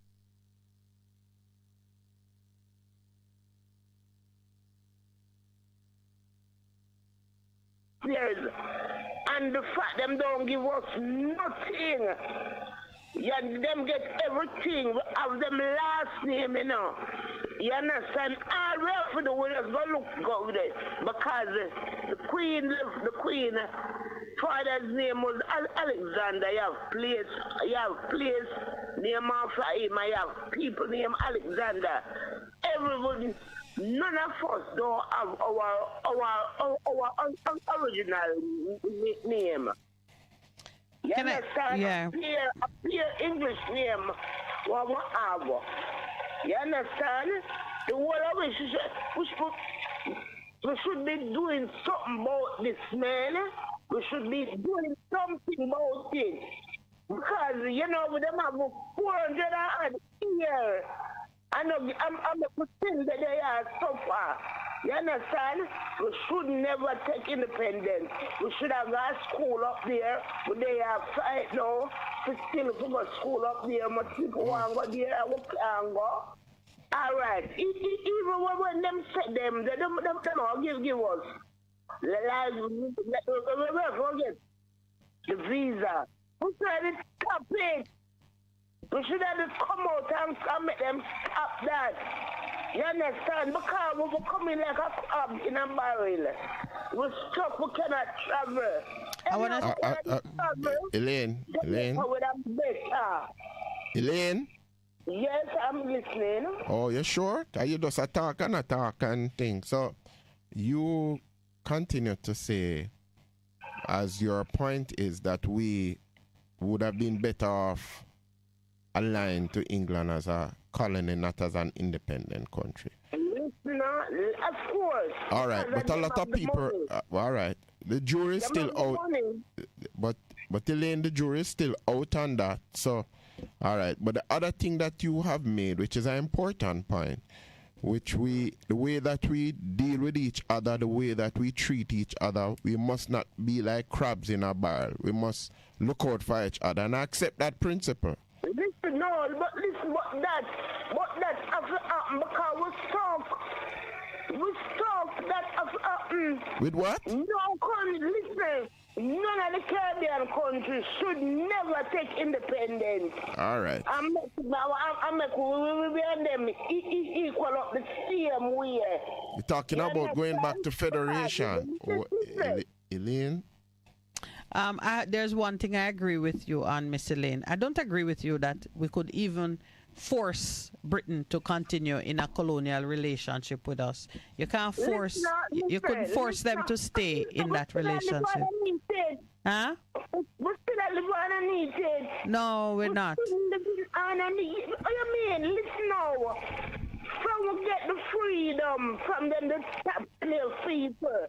God, listen, why Marcus Garvey never forgot go for them things there? Because Marcus Garvey probably think it out. All Marcus Garvey was fighting for is equality. You understand? The same right for the black man, where the white man have the black man to have it, and black people to just know themselves. But there can be no equality between a slave and the slave owner. There can be no equality. No, but listen, when we take independence, we wasn't no more slave. That's what I'm saying. We was free people. Well, a while ago you were saying we're still living under it. So a while ago you were saying we're still living under it, under the colonial relationship. Yes. So how would there be equality if the life we're living now is in any way the consequence of our colonial past? How could there be equality? Them have to school, I would have to go to college there. But you can't force them to do that. I would end up in the house, so. You can't. Jamaican end up in the house. It's not a lot of them, but you understand? And the Caribbean, yeah. All right, my dear. Thank you very much, Elaine. There's one point Elaine made which I think we should just lock into for a moment. She said that Jamaicans should change the world. That's correct. Use it that right. It's in our yeah. pledge. Of course, she was saying do it from in the House of Parliament in England. But if you look at the model on how the Jews were meant to change the world, you'll see that is the same calling that I would say is on Jamaica. I will explain after this call. Good morning and welcome to the Morning Connection. Yeah, good morning, Pastor. Good morning, Mr. Good morning, Raspal. Good morning, the diaspora. Good morning to the whole world. Yeah, Raspal, what's up? And everybody, yeah. The lady, previous caller. Just now, yes, Miss Elaine. Yeah, one of my favorite caller too, She's a nice lady. But she needs to do her research and get her things together the right way. That's when she comes. She can, But anyhow, you see, the independent that she talk about, yeah, British did want to really done away with it. Yeah, and we know that, yeah. So it need to go nowhere with we did a flip-flop on. The only problem is that, you see, from them give independence, the bad politics will start to practice. And it starts from Bustamante. So it becomes a culture. It develops a culture now in the car. People must think, say, this thing will go on with this gun thing and this weapon thing will go on. It has gone from a long time, Because people not even realize that Bustamante is charged for manslaughter one time, And them carry him go sent me go try him. Them never want to try my town. You understand? So it has start from the leaders then. The people it has come to the combat now with Siaga and Manley in the 70s. You understand, where 800 people dead. You know, the Seaga with our election, and you know, at that mash up Jamaica, if you notice, most of the small island them, with them thing they not go on and them thing they not practice. Peace up until now, until you know Jamaica, some Jamaican go Trinidad and them a teach them the thing till them gone all of the small island for there with the man. But this man now. Oh, Antigua. Grenada? Them invade Antigua, but them gone at this little small island where them catch the premier there with the Oh, BVI, Tortola. Yeah, BCI. Them gone all at BCI, I don't know. Seeing them, there are 14 people dead in a BCI. No, TC. Oh, you're talking about TCI, Turks and Caicos. Turks and Caicos, yes. So, yeah, our culture now, we're Bustamante, seeing, and the politicians them start them going from in the 70s with Seaga and Manley, and we come out at that mash up Jamaica, you know. See? So now, the problem is this now, as well, our friend talked about a while ago. We need for independent, because everybody needs for independent. We don't want to rule under people where slave us. You know, if we want to rule under people where slave us, well, the name thing, me like how she mentioned the name thing, because name is that thing we identify, you know. See? And name really important. Yes. See? Because that's why you see the British them name most people, most parish and all them thing they name after them. And them statues and all them thing there. We need to get Jamaica together, you know, but we have to teach the people, we have to show the people where are going. That's true. What's happening at Jamaica, you know, is that we need a constitution, because the constitution where them give it, see, it just did work for some family, and it worked for the family them too. See, it's a PNP and GLP constitution them give. So them have it now at work, and then them are use them as the head of state. I blame them, say at them at the head of state to keep the crown land them and keep the land them and anything what them want to do them do. So them now want Jamaica itself, the whole Jamaica itself, be independent where we can have a constitution or write a constitution where. That is for us, and that is really for us. Come out of us, and and we can really be invested in self-government.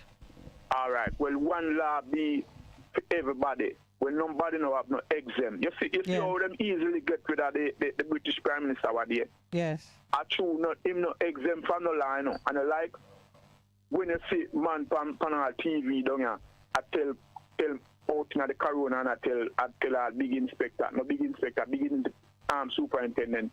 So him exempt, and he will call Minister of Security. Yeah, but call who will call and. Yeah. Them thing that no one. Complete your point for me, Respal, because we have another caller waiting.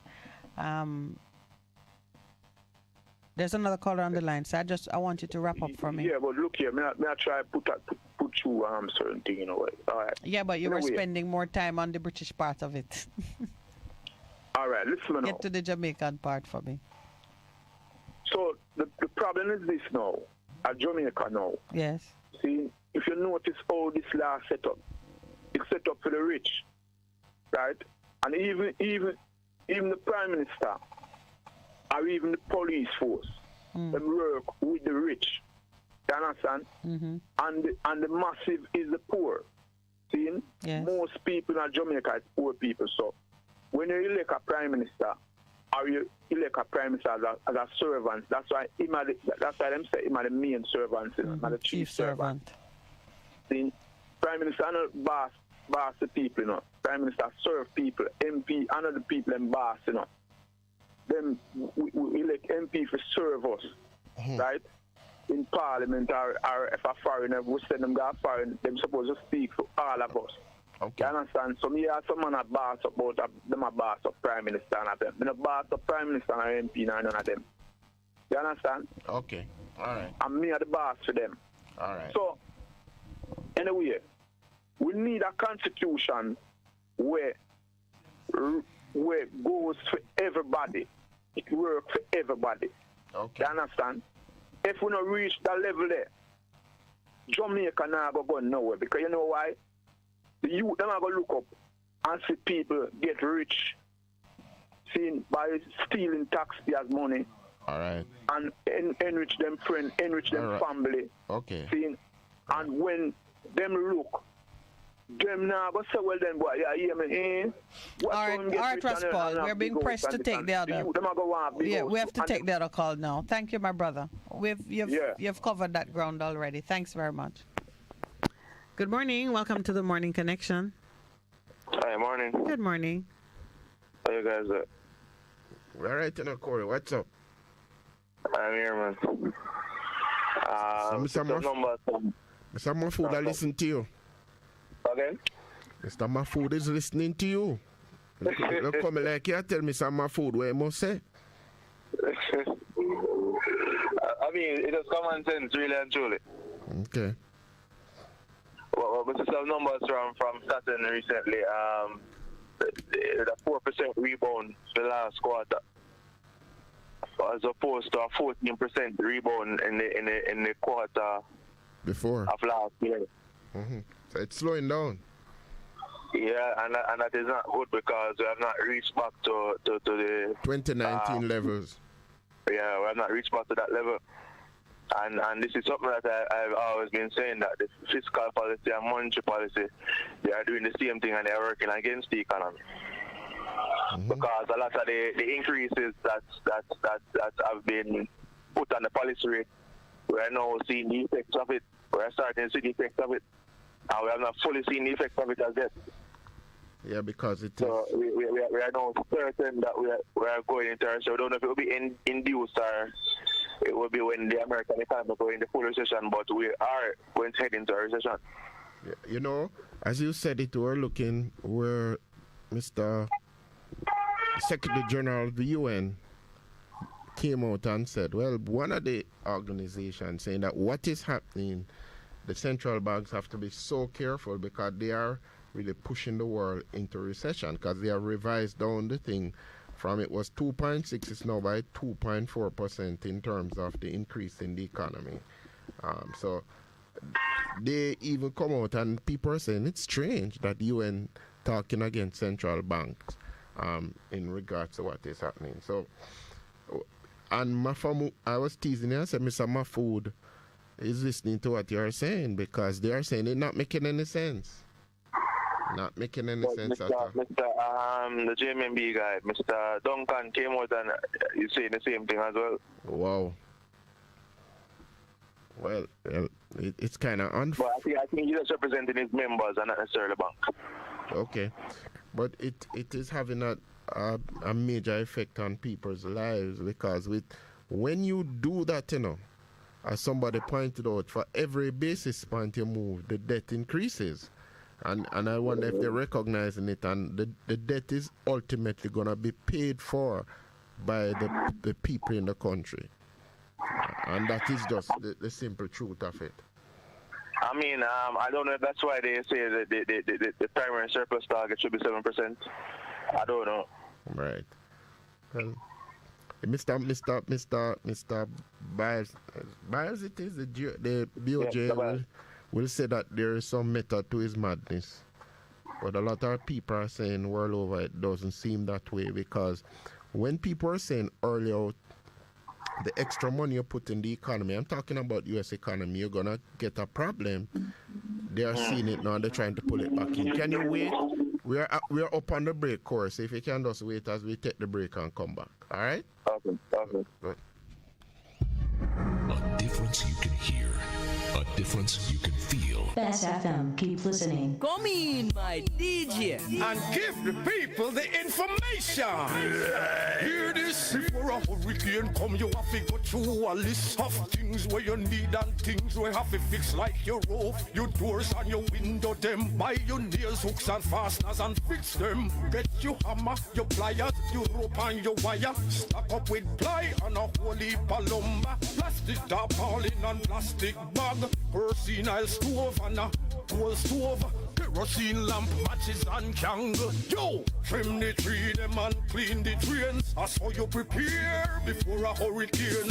Be prepared and Prevention is better than cure. Better listen to FM. A message from the Office of Disaster Preparedness and Emergency Management. For a better choice in all your electrical supplies, A, authorized 3M dealer and better brand names. B, better service including free island-wide delivery. C, all major credit and debit cards accepted. It's ABC Electrical Sales. Shop number 8, Hagley Park Plaza, Kingston 10. Open Monday to Friday, 8 a.m. to 5 p.m. Saturday, 8 a.m. to 4 p.m. We make your electrical jobs as easy as ABC. Call 754-3825-8 or fax 754-3659. ABC Electrical Sales, for a better choice. Half a tree, one and drive, half a tree. Bossy, away do I take taxi style? Jano, I want to tell you, say, 2 months now, my transmission mash up, and I check everybody and can't hear nothing positive. Yeah, hear me? Yeah, waste all that time I shop around and never call the experts. Winters Auto have them. Them have over 35 years of experience and them diagnose the problem and get back your transmission brand new. For them service excellent and efficient. Trust me, man. Yeah, hear me? Call them at 929-7040 or go to them at 106 Maxfield Avenue, Kingston 13 and talk directly to the boss. Just tell them I'm me, send you. You big star. Yeah, man, respect my boss. I try and call him, cause trust me. Waiters Auto Spares and Repairs, good afternoon. What a relief. Bess100 FM is the authentic voice of Jamaica, promoting your prosperity with better vibes and better music. Let us promote your goods and services for you. Advertise with us. For more information, call our office at 876-276-8935. That's 276-8935. Morning Connection is not your usual talk show. We aim to stimulate discussion and chart new paths to self-empowerment. So please join us, Minett and Percy, on the Morning Connection, Mondays to Thursdays, 6 a.m. to 10 a.m. on Bess100 FM. It's good, it's better, but nothing beats.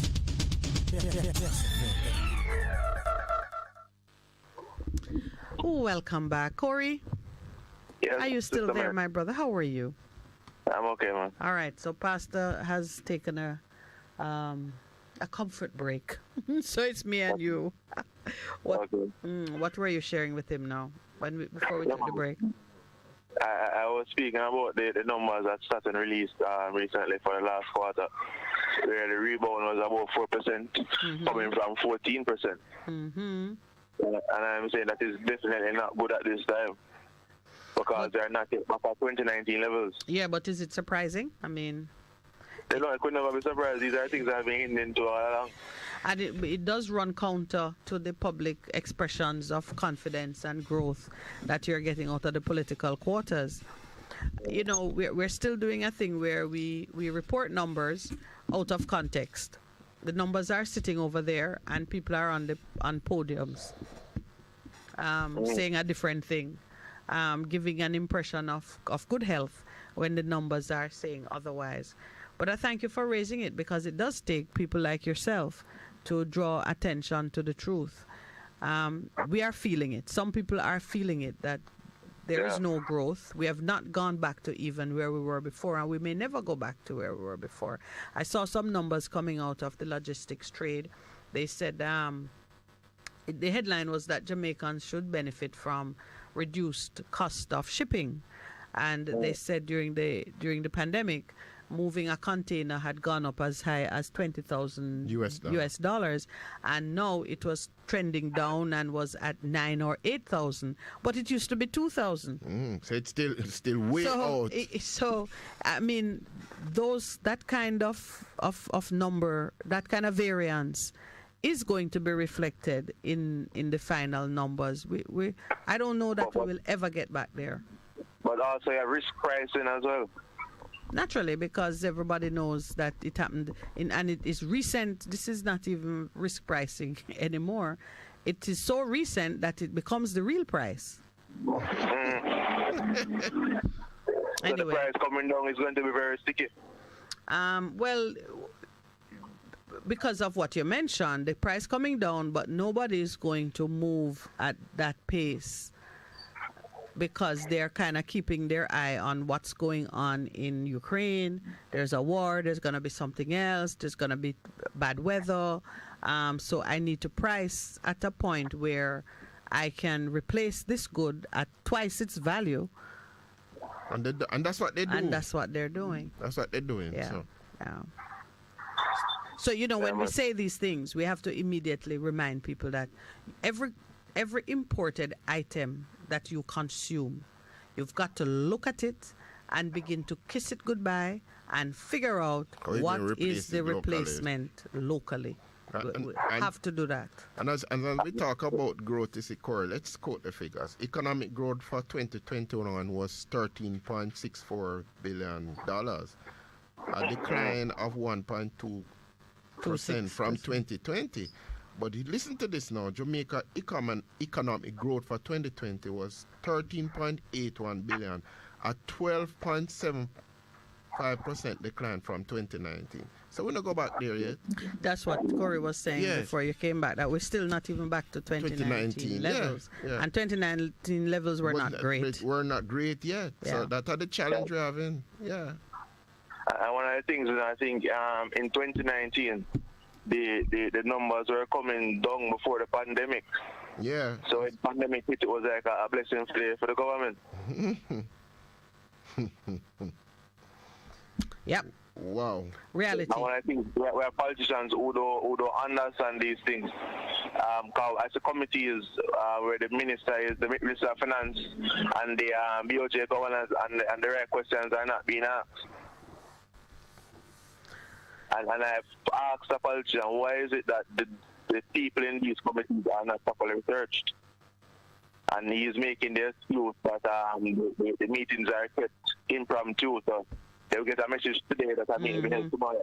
Yes. But I'm saying that you should be prepared because this has been happening from the previous before this election. This has been happening where them keeping meetings and they tell you today's a meeting and keep 1 o'clock today.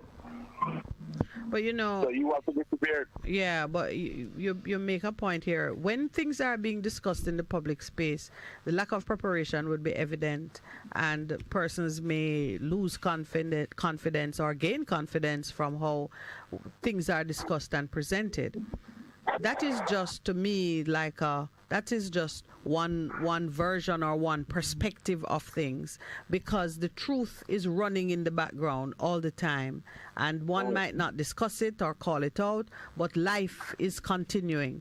And one of the things that we need to do as ordinary people living and moving, we need to keep our finger on the pulse of the real life, what's going on, and take decisions based on that, not on what we hear being said or being discussed or the posturing that takes place or even what you see on the front page of the newspaper, because everybody is running a PR campaign either to keep power or to get power or to just create confusion. I mean, I like my friend Bobby, and he's seeking a job. Well, I mean, I hear you say your friend, and that frightens me. But you get my drift. You get my drift. The words that come out of his mouth now are, and you have to assess them based on his current situation. Yeah. Yeah. All right, my brother. Thanks for calling us. I think we have someone else on the line. All right, thanks. Good morning, and welcome to the Morning Connection. Good morning. Welcome to the Morning Connection. You know, that's so interesting. In friend Bobby. Yeah. Good morning and welcome. Good morning. Now look at work. Good morning. Good morning. How are you? We're well, thank good, you. Yes. I was just checking the number, but I thought that I would have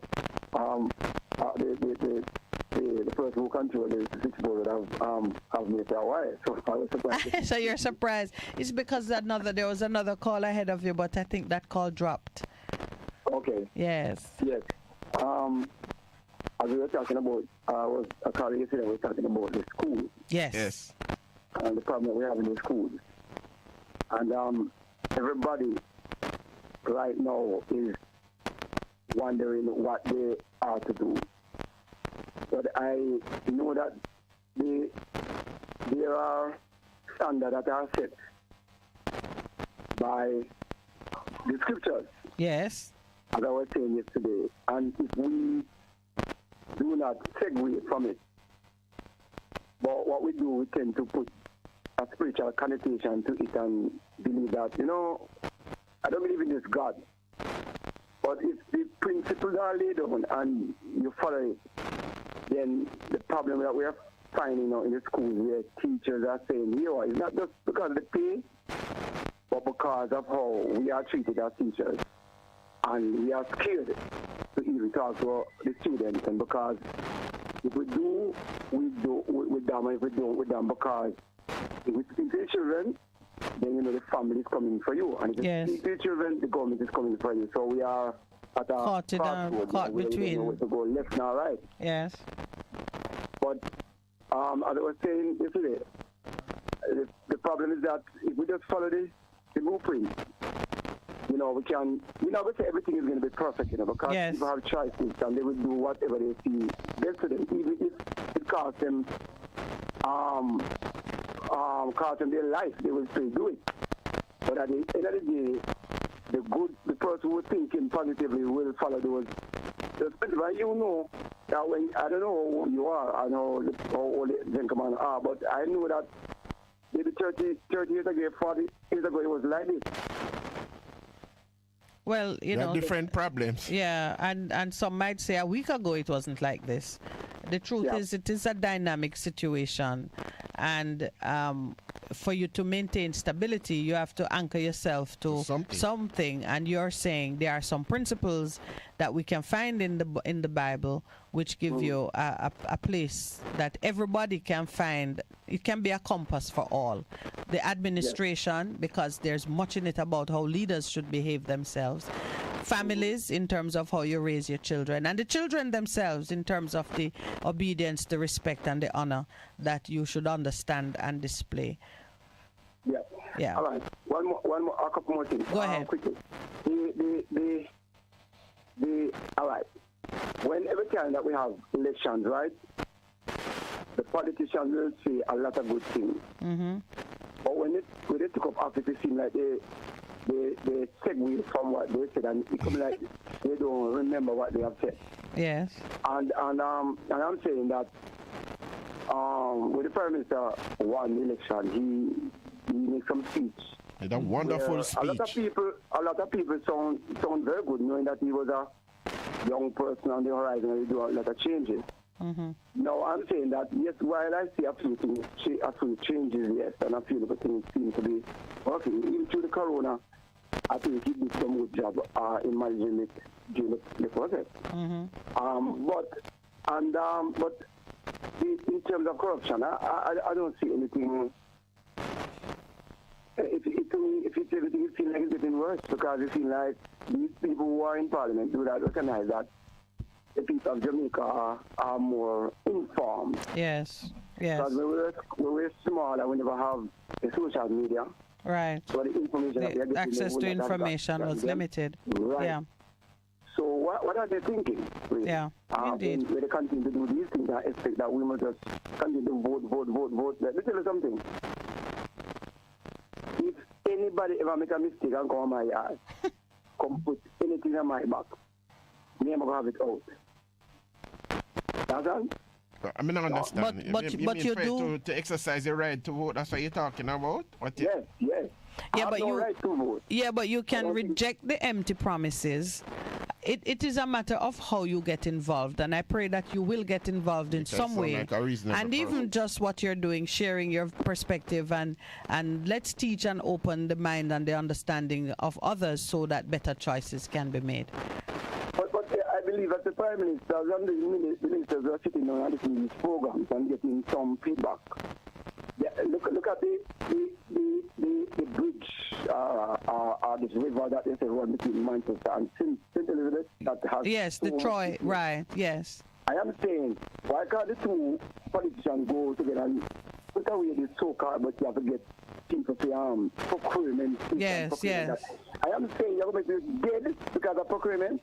Well, political party comes together and say, we don't follow the program. Just get the best person to suit everything needs.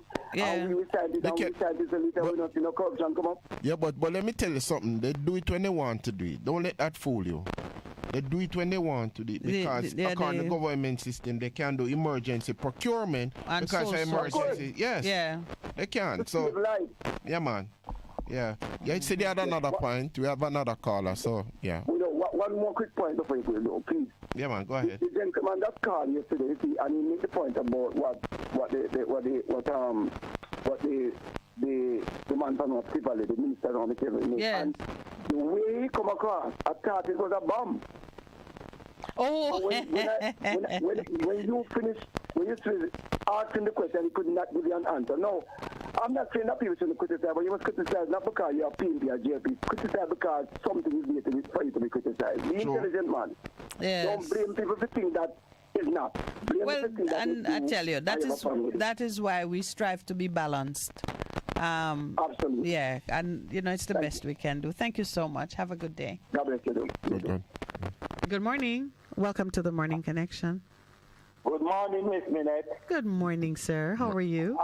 Yes, connection with this station, man, is very, very hard. On this side, I call from last month. Whoa. And complaining about the connection. There's no way we're not getting any of that station across here. I don't know. Where are you? People. Where but I know I am. Yeah? Where are you? I'm in St. Anne. We're in St. Anne. Mount Moriah? No, I'm in Priory.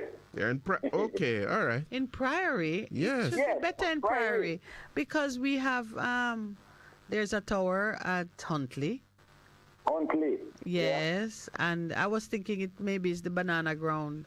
There's one in Banana Ground which is at a higher elevation down in the valley, but it should be better.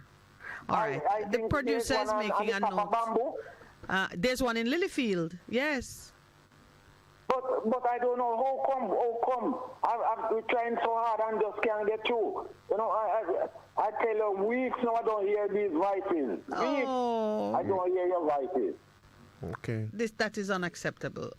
We're making a note of it because it is going to get better. There is already a move from a national level, international level really, to use a more digital network for radio broadcasting. Yeah. So persons won't have so much difficulty getting the signal.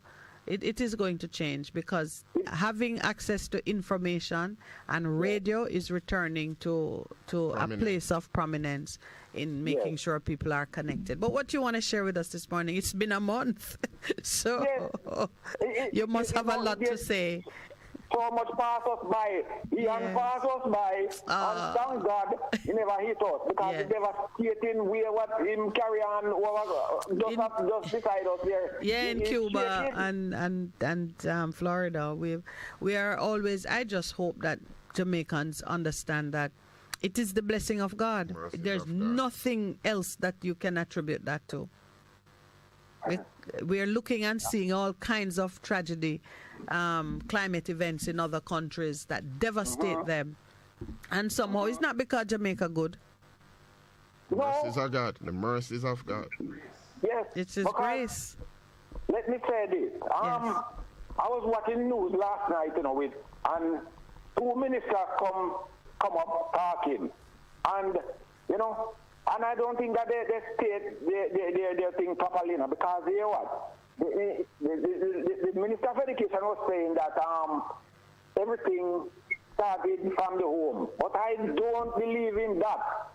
Because if frustration started from the home, you have to see frustration start from somewhere before it reaches the home. Before it reached the home, oh my Lord. Yes, the circle of life. Yes.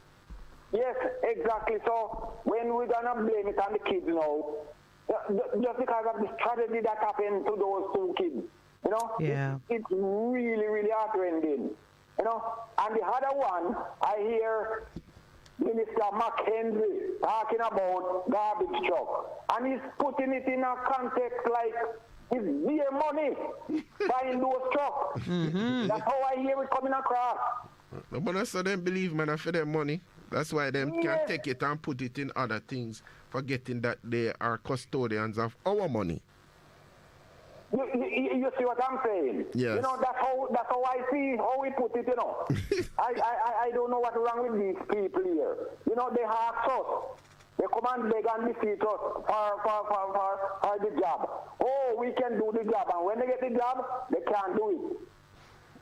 They just feel the people of this country very miserable because, you know what? If you can't protect your citizens of this country, Yeah. what good are you? What good are you as leaders? Security, Yes. my brother. Security, yes. No good at all whatsoever. Because you know when I look, you know, and I was looking on a show and I look and see Morgan Heritage. Just Morgan Heritage I want to come across. And when I look at the people, when I look at the crowd, you know, that adore those guys on stage there singing. Yes. And when I look and see that is Jamaica. Jamaica. You know, I see the sea of people who they appreciate them. And when I look, tears run out of my eye when I see what's happening in this country right now. Did you see any news last night about Jamaican gangs in one of those small islands? In Turks and Caicos. But you know, I want to say something on that score because as I saw, this is the white governor, and I make specific mention of his color because of what I'm about to say. I didn't have to wait for him to make the statement. As he began to speak about the unprecedented levels of crime in Turks and Caicos Island, I said to the producer, he's my witness, he is very shortly going to blame it on Jamaica. Yes. And I didn't hear all of what he said, but I did hear him. Something was going on in the kitchen. I was in the kitchen, and something, and I couldn't follow all that he was saying. But as he spoke about the 14 murders and so on and so forth. But here's what I know in my spirit. Turks and Caicos fell into a state of moral decline because of various financial things that were going on. Shenanigans. Okay. The UK government put them back under home rule. And Turks and Caicos now have an unprecedented level of violence under the white man home rule. Because it's a governor that they have, that the governor is running things.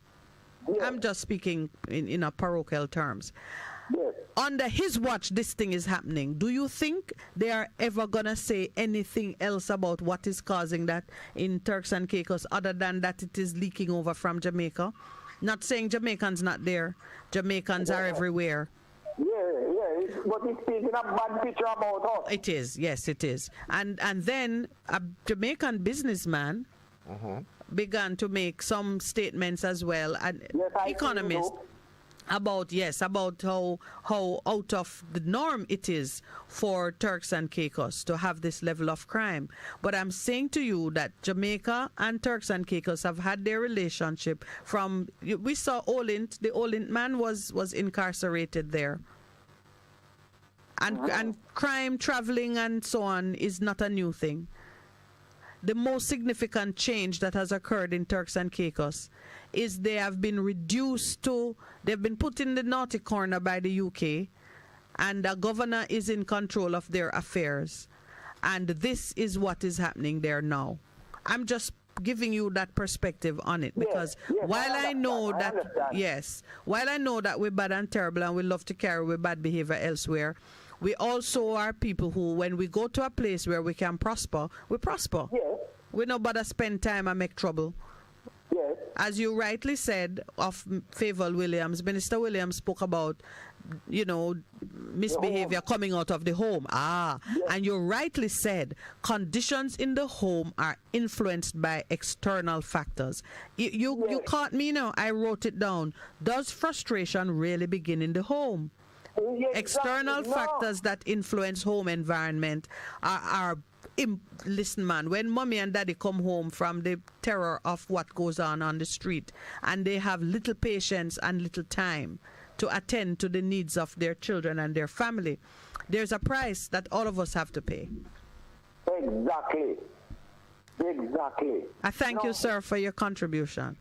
Yes, and you, I just want you wonderful people, to keep up a good work. Thank you, we're trying. Let me tell you something, the word of your mouth, the word that come from both of you, yes, it's so soothing to our souls, because we are going through hell. People definitely are scared of going out, You remember this song they were playing, I don't remember the artist who sing the song. Do you can swim on any beach you want to? Yes. Can you go out late at night? Yes. Those things are creeping up right under our heel, under our heel. Yeah. All right. Yes. Words of wisdom. Thank you. Yes, but keep the faith because there's a promise and we're moving towards it. All right. I want to just look about that thing for Yes, let us hear you, Priory, I'm so glad you've given me the detail. At least now I know where to focus. I keep saying St. Anne, but I think... Yes, I was also in Dundee yesterday, Yes. Yes, Mark, yes. That's our next story, though. Yes, another time. All right, brother. Take care. All right, then. And we are up on the break, no? Yes, yeah. There's one call. Good morning. Welcome to the Morning Connection. Yeah, good morning again. Good morning. Yeah, the Turkan case of governor. Yes. Say them arrest some Jamaican and then involve police them with some Jamaican and never talk about that. Listen, as I said, I didn't hear exactly what he said. I heard him talk about Jamaican influence. Are you saying that Jamaicans have been arrested? Yeah. And he said there's a Jamaican gang there. Yes. Can you hold for me, please, Raspal? It's right on the break, 9 o'clock. Okay. Thank you. A difference you can hear. A difference you can feel. Bess FM. Keep listening. One in. A hurricane we name, and we rough. Whether we are man hurricane or woman hurricane, we want you know that we come here to mash up building, blow down things and just like flood out place. We no ram, we no respect no one, so no take no chance with we. Listen to Hot Prem and prepare. Hurricanes do happen, so be prepared. Yes, be prepared. A message from the Office of Disaster Preparedness and Emergency Management. Half a tree, one and drive, half a tree. Bossy, how do I take taxi style? Jano, I want to tell you, say, 2 months now, my transmission mash up, and me check everybody and can't hear nothing positive. Yeah, hear me? Yeah, waste all that time I shop around and never call the experts. Winters Auto have them. Them have over 35 years of experience and them diagnose the problem and get back your transmission brand new. For them service excellent and efficient. Trust me, man. Yeah, hear me? Call them at 929-7040 or go to them at 106 Maxfield Avenue, Kingston 13 and talk directly to the boss. Just tell them I'm me, send you. You big star. Yeah, man, respect my boss. I try and call cause trust me. Voiceless spares and repairs. Good afternoon. What a relief. For a better choice in all your electrical supplies, A, authorized 3M dealer and better brand names. B, better service including free island-wide delivery. C, all major credit and debit cards accepted. It's ABC Electrical Sales. Shop number 8, Hagley Park Plaza, Kingston 10. Open Monday to Friday, 8 a.m. to 5 p.m. Saturday, 8 a.m. to 4 p.m. We make your electrical jobs as easy as ABC. Call 754-382-528 or fax 754-3659. ABC Electrical Sales, for a better choice. Looking to clean your vehicle super clean? 123 Clean Car Wash, located at 2 1/4 Osborne Road, Kingston 10. Entrance on Grove Road, below Tropical Battery. They wash and vacuum, undercarriage wash, engine wash, polish and compound, shampoo and detailing. Call them at 876-631-3400. 123 Clean Car Wash, the best in the business for a cleaner wash. 1, 2, 3, believe me, it's so easy. 1, 2, 3. Bess100 FM is the authentic voice of Jamaica, promoting your prosperity with better vibes and better music. Let us promote your goods and services for you. Advertise with us. For more information, call our office at 876-276-6955 276-8935. That's 276-8935. The Morning Connection is not your usual talk show. We aim to stimulate discussion and chart new paths to self-empowerment. So please join us, Minett and Percy, on The Morning Connection, Mondays to Thursdays, 6 a.m. to 10 a.m. on Bess100 FM. It's good, it's better, but nothing beats.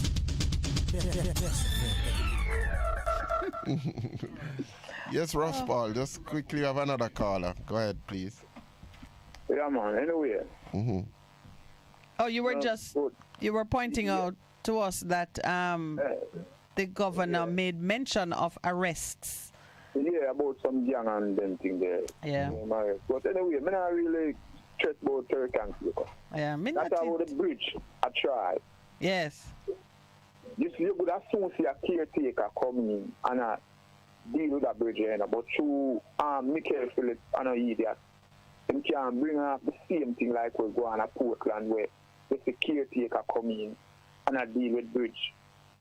You see, hey, when you look on this whole system, that's why I want to change up the system, man. Okay. It can't continue like this. Yeah.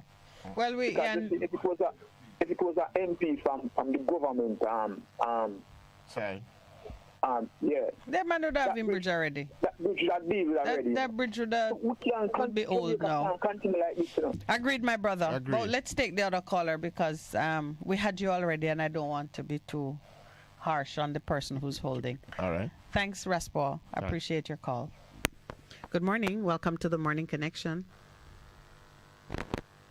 Good morning and welcome. All right. We lost the caller? It looks that way. Yeah, but at that point, I don't know. But we're going to have to do it in terms of if somebody is representing people in Parliament, then what should be the par for the course for everybody? You have to be government in order to get certain things done. For your communities. Yeah. Yeah. Good morning and welcome to the Morning Connection. Good morning and welcome. All right. Well, the phone lines are working against us this morning. I want to make sure that we caught the information concerning reception, radio signal reception in Prairie. Okay. Yeah. Yeah. It's bad enough. Good morning. Welcome. Hello, welcome. Hi, Neville. How are you? Every year giving thanks and holding on. Morning to your listeners and your caller. Morning to your producer. Morning, Pastor. Morning, sir. What do you have to tell us today? What words of wisdom are you imparting to us today? Compete or die. Mm-hmm. So what about cooperate or die? Where we compete? Miss Minett. Yes. Minett. Yeah. A peer using thing I want. Okay. Yeah, peer using thing. The people them take this thing for a joke. And them I tell you about spirit tech. And them spirit take you today and take you tomorrow and then run you away and them gone. And as soon as them use you, them abuse you and flush in a toilet like them do. Can't trust these people anymore. So the compete or die is for who? For whom? Yeah. For all humanity from Antarctica to Alaska, because what is happening here? You hear the address by Vladimir Putin to the world Saturday night? Vladimir addressed the world and I missed it? Yes. On what platform does he address the world? Well, listen what he has said to them. I'm just paraphrasing now. Yes. He told them that America is the only country who has ever used nuclear bombs on humanity. And up until this day, people in Japan are born in deformed from that nuclear weapon. Mm-hmm. And he tell them that these European and these American, they are slave masters. And even though they see the suffering of the slave, of their descendants of the slave all around the world, especially in the black communities, no apology was made by the Queen. No apology. No money paying back, but they have their money funding war, killing off Russian soldiers. And therefore? And therefore, the referendum that he has carried out, where 94% of the population vote and said this property is now property of Russia. So this is in relation to their annexing some regions, previously independent regions. And the changes that is going to take place in the world with the US dollar, because it's all about money, you know. What do you think our leaders pull from that style of leadership and address and strategic maneuvers? We have no leader here. We have no leaders here. None at all. Nobody elected Mr. Biles to ruin their life. Mr. Biles is getting 40 million a year to sit down the Bank of Jamaica and shuffle paper. Plus his big pension from Sagicor. He should go home and take care of his grandchildren. Nobody employ him. Nobody vote for him in the ballot box around here. Not even the Minister of Finance can talk to him. Yes, because they're independent. So where's the leadership? Where's the leadership? Andrew Holness is not a leader. Andrew Holness is a liar and a trickster. He used reverse psychology on the Jamaican people and trick them, and then now all them have to do now is give them enough rope saying themselves, because we don't know where head from with tail. We are a divided people. Pastor, when God tell the man who write the Proverbs, say a house divided by himself cannot stand. Was God joking with people? No. It's a simple principle. That's physics. So all in my community, you know, name Independent City. When me go around yard to yard and I tell them, say, you know, we need to keep community meetings every 3 months to sieve out the community's problem. And if each of us, when we're walking on the street, we see any debris, just bend down and pick it up and throw it in the nearest rubbish pan. Them ask me if me mad. And you're not mad. And then now they send the children to school, and they have a math concept in there that is named functions and relations, one of the hardest math topic on the syllabus. And it is not being applied here in Independent City. So right now there's a rent war in Independent City, rent war. Because the interest rate gone up, people mortgage gone up, then take out the stress on the tenant must pay more. Tenant now work money. Tenant them say them not paying any rent. Them only deal with food, and everybody use them badness and them bad family from Gregory Park and Nagozed. Country can run, sir. So are you saying now that homelessness is the next level of stress in your community, because persons are going to have to do what? Give up their tenancy, or they're just going to be hostile and stay in there and take over the landlord's rights? Take over what? They're going to have to leave the premises. So homelessness or just greater escalation? Because Miss Minett. Yes. The IMF, the World Bank, the United Nations, the World Economic Forum, they're changing the world as we know it, you know. They're going to digital technology because there's more debt in the system than cash. But that and they have to decide which class of people to save. But digital technology in and of itself is not a threat. What I want to focus on, I'd love for you to push the thought process a little further along. In most environment, let me not even say countries, when you have mortgage owners, homeowners falling into arrears because rates have gone up and earning income has gone down, or however, whether it's because tenants not paying or you are now retired and you're not earning as you used to, you have sometimes it's a regulated restructuring of debt. But there are usually programs that come into place to ensure that homeowners don't lose their equity and they get a kind of a lifeline. There are some places where you end up having to accept less than the rent. So let me back up a little bit. You set your rent based on market conditions as well as what you need to recover because of the investment in your home. When market conditions vary to the point where people stop paying rent, to respond to what you're saying, homeowners then have to accept whatever it is they can get, like you used to. No, Miss Minett, it's not as simplistic as that. A lot of these people, they have become immoral, unethical. Which of the people? Which one? The tenant or the which one? The tenant or the landlord? Both of them. Both of them. Everybody wants to get rich. And they want to get rich quick. And they don't business with each other because materialism kills spirituality in this country. If you don't drive a big car or you live in an upscale community, nobody not listening to you.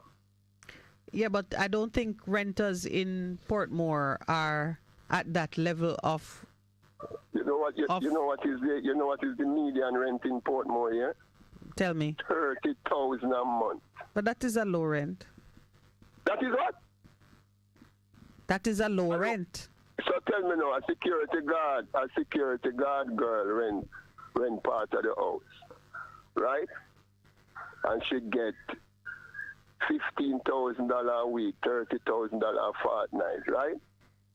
Mm-hmm. And she's paying 60. Yeah, but her rent is 30 for the month, and her gross income is 60. That's what you're saying. Yeah, and her light bill are going to net about 10,000. Plus our water rate 3,000. So although plus our cable. Yeah, but although you called my reasoning simplistic a while ago, which I take with a smile. Yeah. We add complexities to the management and the understanding of basic human problems which prevent us from finding solutions. No, but we have the solution here. We have the solution here. What you suggest? Yeah, but you're talking about. Leaders, they are picking winners. Now back up, Neville. Back up a little bit. Of the same persons going through that trauma that we described, you said we are also overwhelmed by greed and materialism that we can't make reasonable decisions, basically, and yet for that situation to be resolved, reasonable decisions have to be taken, and they have to be taken by the same human beings who are in that spot, and that's what I am drawing your attention to. If people stop paying mortgage, then either the government through the lawmaking mechanism or the companies themselves through good policy have to come up with a solution to help homeowners remain in their homes, because you didn't go into a mortgage business to sell houses. Miss Minett. Anyway, yes. You know, when let me not want to stay too long for here again, because I don't want to backlash. But not too part me I make to you quick. Yes, go ahead. When you have a prime minister named Michael Manley, in all his wisdom, create the NHT from way back then. And when he created the NHT, you're supposed to pay a down payment for no house. You're supposed to get your house and then you pay mortgage. Once you're a contributor. And then now you have another government now come now, and he abolish all of that now and start pay for the NHT money and instruction of the IMF. And then thief it, and the next government team come and thief it, and then give the people them land. What kind of government that? In business with people? Yeah, but you go ahead, Lowell. No, in business with people. Yeah, we know that the government is displaying heartlessness, but we don't stop there. When we have to get past that. Solutions to deal with that. We get past that when we don't have the police force and we don't have the army. All right, that's a big question now, because we have to take another call. but we get the point. Pastor, I want to ask you one question as a pastor. When is the Church of Jamaica, all of the denominations come together, going to take a stand against this satanic system? Because Putin says a satanic system will govern the earth. Putin said that to them big guns. All right, Pastor, go and answer that next tomorrow. Yeah. We got to take another call. The church are going to stand up to the government and tell them, say, you are acting satanic. All right, sir. Big question on that. Big question on that. Big question. We continue to do that, yeah. All right, Neville, thanks very much. Yeah. Good morning. Welcome to the Morning Connection. Good morning. Hey, how are you, sir? Bruce? Not bad.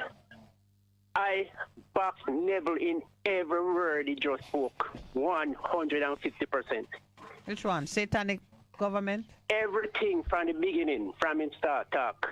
Because a satanic system around the world and the church involved in it and them afraid to talk to them. Them afraid it just like the Rasta them were used to lick out in the 90s. They now lick out again because they're afraid to lose them American visa. And them now going to make enough money. All right, so let me share the scripture that I had pulled up even before Neville called. Who is wise enough to understand this? Who has been instructed by the Lord and can explain it? Why has the land been ruined and laid waste like a desert that no one can cross? The Lord said, it is because they have forsaken my law, which I set before them. They have not obeyed me or followed my law. Therefore, this is what the Lord Almighty, the God of Israel says. The God of Jamaica says, see, I will make this people eat bitter food and drink poisoned water.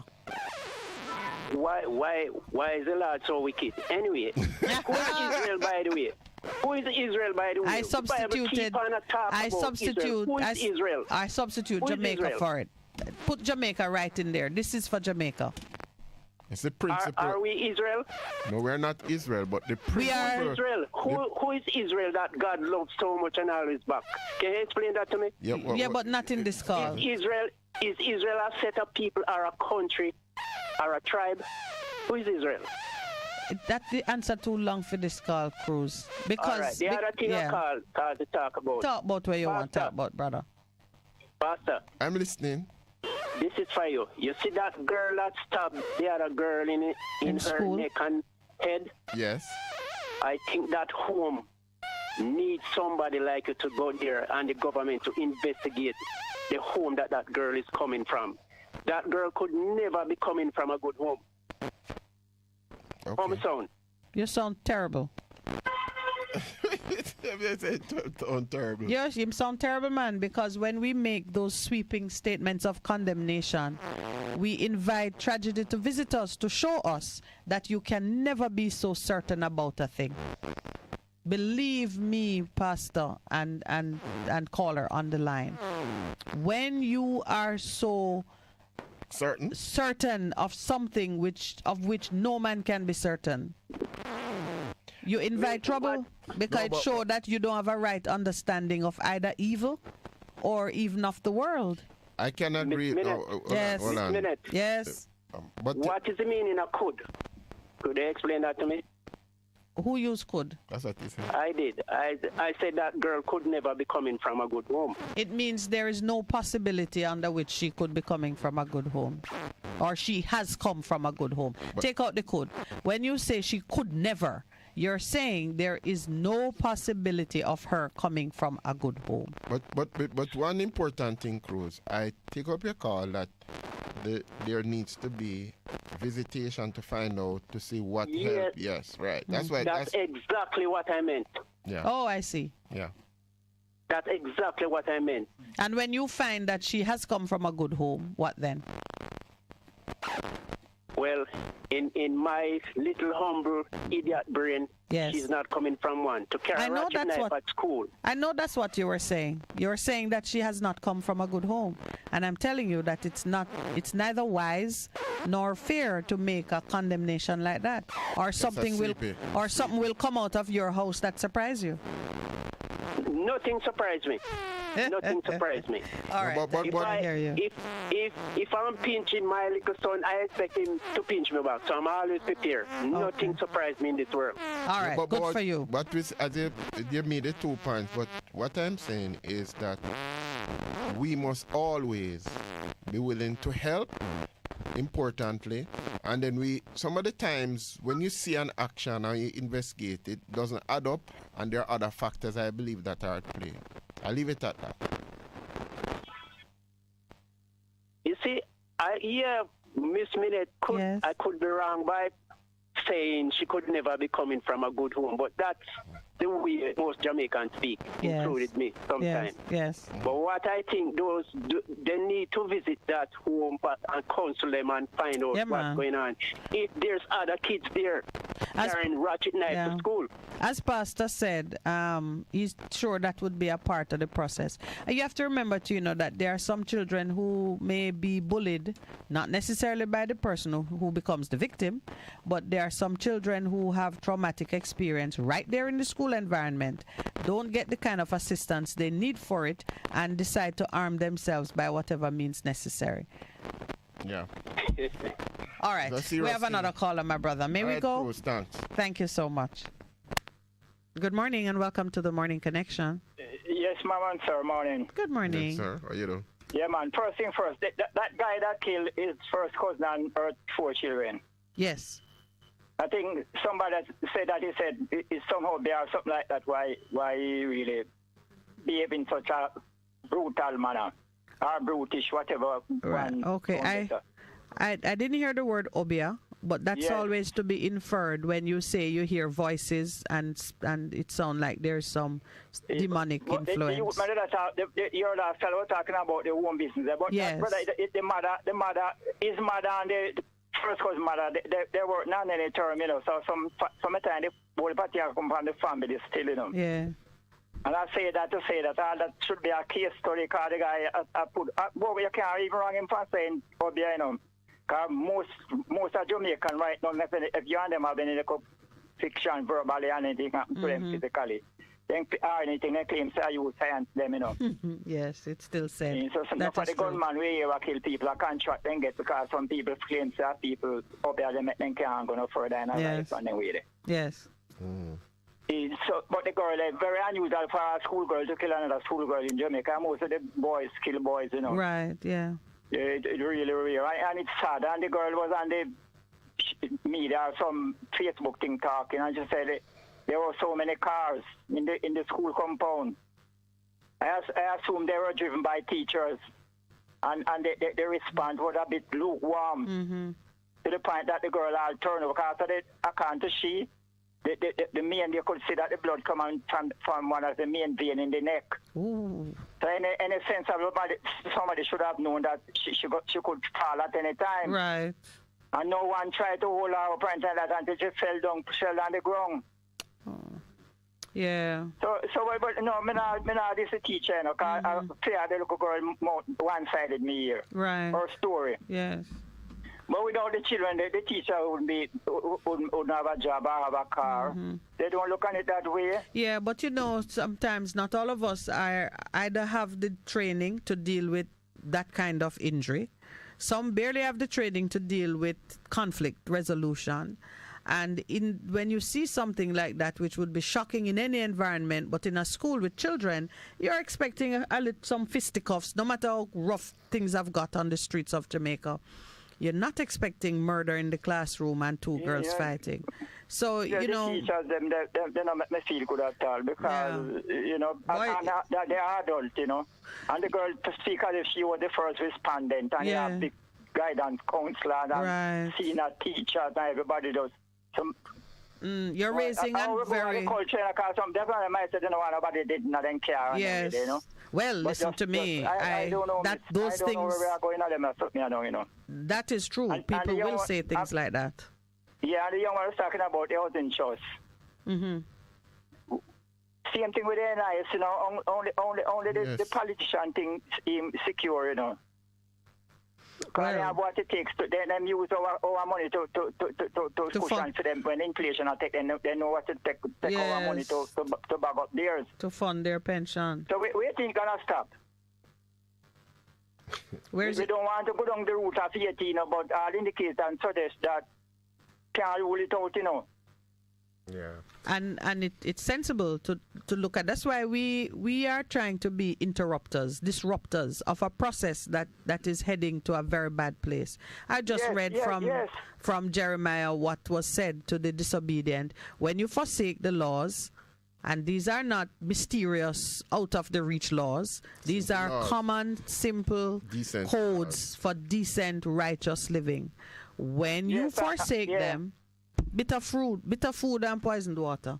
That's what we're drinking now. And our finance minister have the call about 3 months ago to be saying that in Jamaica is in a better position to withstand economic shock than some of our Caribbean neighbors. So, plural. Yes, yes. By the time they say it, and done. Yeah, I know, because it's only one that we could be better off than. You take care. You too, my brother. Listening. Thank you very much, too, for calling. The NIS thing continues to be a major problem. Good morning and welcome to the Morning Connection. Hello. Good morning. Morning. Hello. I to be honest with you, I call already because I want to say something interesting. Yes. I'm not hearing you too clearly. Speak up for me, or something is going on. I was saying the gentleman that made the statement that the lady could not be coming from a good home. Yes. I think that statement is very imbecilic because you have this thing that we say in Jamaica, this idiom that we said, that 10 brothers and 10 different laws. Yes. So you can have 10 brothers, 10 sisters. 10 different minds. And 10 different minds. Some would smoke, some would gamble, some would do all, and some would go to church, and some would do good, and some would do bad. And that is a matter of choice. Right. But you know, he did come back and said to me, remember, so we Jamaican talk. It's not. He said I was holding him too strictly to the language. So I understood what he was saying. And you know, sometimes we do speak like that. Boy, that could have never happened to me. But all we mean to say is that I would have taken precautions. Yeah. Yes, you know that thing to get around where we come from. Yes. But at the same time, it's not necessarily true because Satan came from heaven. Absolutely. Perfect environment. Right. So we have make a decision. He made a decision. Yeah, man. And he took a third of the angels with him too. I look like them did that thing about it long time. Right. So we know. So we know how it goes. All right. You're welcome. All right. Thanks for calling. We're up on the break now. We're taking the break. A difference you can hear. A difference you can feel. Bess FM, keep listening. Come in, my DJ. And give the people the information. Hear this, before a hurricane come, you have to go through a list of things where you need and things where have to fix, like your roof, your doors and your window them. Buy your nails, hooks and fasteners and fix them. Get your hammer, your pliers, your rope and your wire. Stock up with ply and a whole heap of lumber. Plastic tarpaulin and plastic bag. Percival stove and a coal stove. Kerosene lamp, matches and candle. Yo, trim the tree them and clean the drains. That's how you prepare before a hurricane. Be prepared. Prevention is better than cure. Better listen to ADBEM. A message from the Office of Disaster Preparedness and Emergency Management. Half a tree, one and drive, half a tree.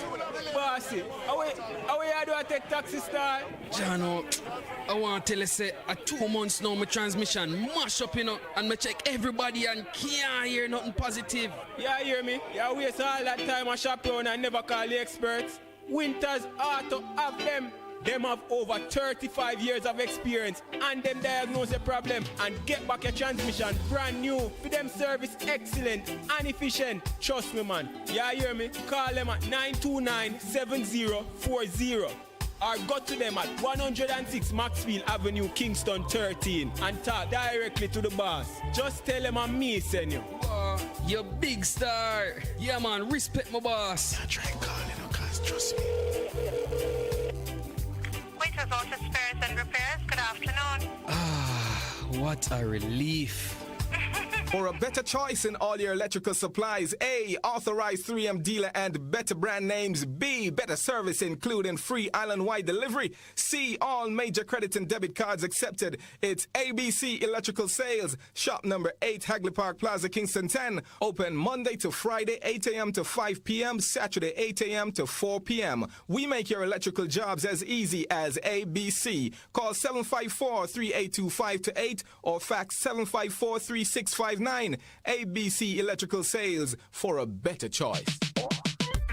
Easy. Let not your hearts be troubled. Just believe in God Almighty and daily renew the mind. As we live in this time when fake is more valued than real, and lies prefer the truth, the unnatural put above the natural. This is Lady Donna, aka WD Don, with a new song, Almighty Jah, encouraging your people to keep the faith. God will make a way. Get your copy today. It's on all digital platforms. Lady Donna Official on Instagram, Facebook, AsujaRecords.com. For bookings, Asuja Record label at Gmail. Almighty Jah!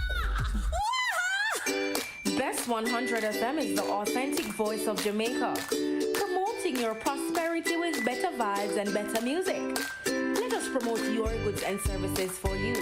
Advertise with us.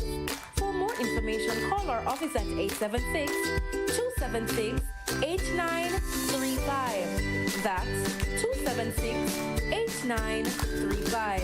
The Morning Connection is not your usual talk show. We aim to stimulate discussion and chart new paths to self-empowerment. So please join us, Minett and Percy, on The Morning Connection, Mondays to Thursdays, 6 a.m. to 10 a.m. on Bess100 FM. It's good, it's better, but nothing beats.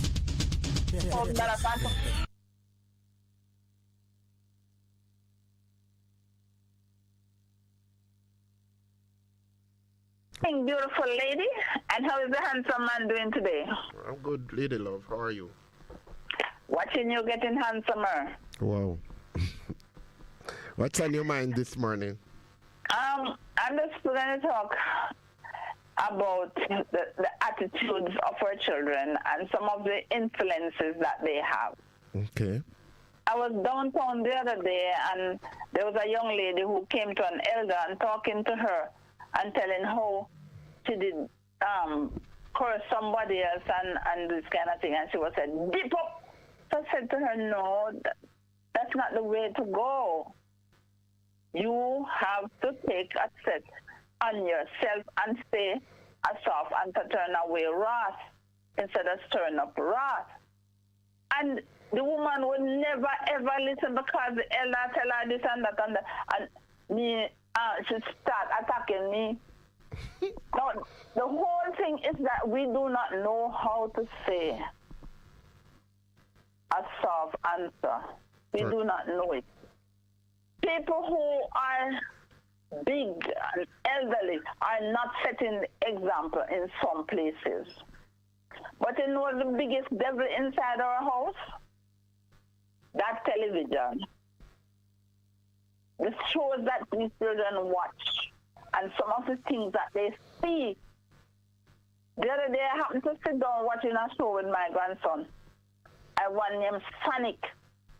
Sonic don't pass anybody, him lick down everybody. But Sonic to me is a robot. So when the children watch this kind of situation and the community is not doing what we are supposed to do, it creates problem of murder. Because we have to see the children from they are very young and guide them that way. And believe you me, I took a little bit that I got from Marcus Garvey. Marcus Garvey teaches us. And almost every page on that book is talking about love and how we must unite and those kind of things. And I took it into a school, one of the basic schools. I photocopied it and take it to several schools. And when I went back to the school to find out how it was going, the lady said it is against the law to teach that in school. Teach what? Marcus Garvey, teaching. You understand? And all that is on the pages of that book, most of it is talking about love. We must love one another. So you're talking about the basic school? The basic school teachers indicated to you that the book you gave her about Marcus Garvey, it's against the law to teach it? That's what she said, right? Yes, that's what she told me. Okay. I know which law that is. Her law? Government law? You know, she said she couldn't teach it there because it's against the law to teach that in Marcus Garvey in school. Okay. So I didn't follow it up, you know. I said, let me leave it. Okay. Because it's going to cause big conflict as I continue. Okay. But we don't know ourselves. You see the little boys walking on the road and talking, and the other day I saw some of them talking, and I said to them, I came at the gate and started looking down under their feet. So they said, what are you looking for? I said, I'm looking for 4-footed dogs because I don't see any. And because they're calling each other dog. Oh. You understand? So you're teaching them something. So you're teaching them to say, what is that thing of language? Come here, dog. And I say, whoa. Those are the things that you're saying. We have to be so careful, the things that we speak to each other and how we deal with each other in terms of conflict. All right. And then the people coming out, up to the other day I went to the clinic and hear a lady there calling the generation of Viper. So I said to her, who are you calling Viper? The little children. I say, you are one of those, the children turning Viper in the country. Because you calling them Viper. Death and life is in this tongue. Let's speak life to one another. You can't find anything to say apart from that. Leave it alone. And calling our children kids, are they goat when they turn goat? Now what you do? I often say we have to know what we are saying to our children. Right. And try to save the generation by the things we say to them. We can save them if all of us go there and praise God. I heard other people talking, only love can help us on the radio. Praise the Lord for that. All right, then. And I'm finished with you today. All right, then. I hope all is well with everybody out there who listens to your program. Thank you so much. Thank you so much. That was brisk. Good morning and welcome to the Morning Connection. Good morning. Good morning, Auntie Minett. Good morning, Pastor. All right, Righteousness, how you doing? Good morning, yeah. Come on, everyone, good morning. Yeah, you see, what I'm not the world now, never can surprise me, because when you read the Bible, you only give over to the wicked. And you again say, I love this world is Satan. So you read 2 Corinthians 4 verse. You know more. So even Job 9:24, evil control is well. That is said it. So, but the one I really surprised me. So when Putin, our minister, say, our prime minister, our president, say, the world are developed. But it was written in the Bible. So him saying we got 14 from the Bible. But this world is an evil world. So you will now better tell me to be good and tell the Father come and separate us, you know. So, even the children are going to school. I just have one for me from the same. Understand? So, I'm going to come to discuss them things next week. I'm here to follow me and things. But the point is, the people will be surprised when they say, because when they do good, people, turn around. A matter of fact, people nowadays justify evil over good. Understand? So, most people. So, when we realize, if you come with a good thing, so just as ladies say, well, I'm going to carry one another dog. Yeah, that's when I say, so they give them one another, so I go and dance. So the mentality they in them. Righteousness. Righteousness. Yeah. All right. So you are righteousness, and righteousness will exalt a nation. So I want to suggest something to you this morning. Yeah. The expectation is that things are gonna get worse, but I want to suggest to you this morning. But because you are in the world righteousness, and I'm in there, whatever we can do within our power in order to move people forward and change their mindset, we do it. I often say, let us do good and do the right thing because it's the right thing to do. Oh, that sound? Yeah, because the right thing is righteousness. Right. So I'm saying to you, so shift our mindset and say, we know it's going to go, but as long as I'm here, I'm going to do what is right, and I'm going to live righteously. Yeah, all right? I'll teach you them the right thing. Yeah. Because they will listen, you know. Proverbs 30 verse 12 says, fear is a generation that are pure in their own eyes, yet is not washed in from their filthiness, because a filthy rag promote. That's on the company and tell you say, promote filthiness. If you don't tell of God, you can't be a filthy rag. Okay. But I don't know, you come go on a different go say it. I know me here as pastor come on and say no. I find something here and then start saying no. Yeah, so what we say? I'm there and he give me number and take number to and then I will go. Yeah. So the point is, if you don't tell of God, it cannot be a filthy rag. So this generation, so the Bible says, so if somebody says something about sponsor, you can't protect the person on that type of, because what the person is right. Like was written before we born. Okay. So obviously you them the right thing. So it's the righteousness of God. God someone right upon your God. So no me is the righteousness here, so you the righteousness and the righteousness. So did you know adapt righteousness and stop calling yourself dog. And that's what we need to do. That's what we need to do. All right? Yeah, so bless righteousness. Blessings. Come on, blessings. Okay, so we are at that time as we are this morning. It's been an interesting program.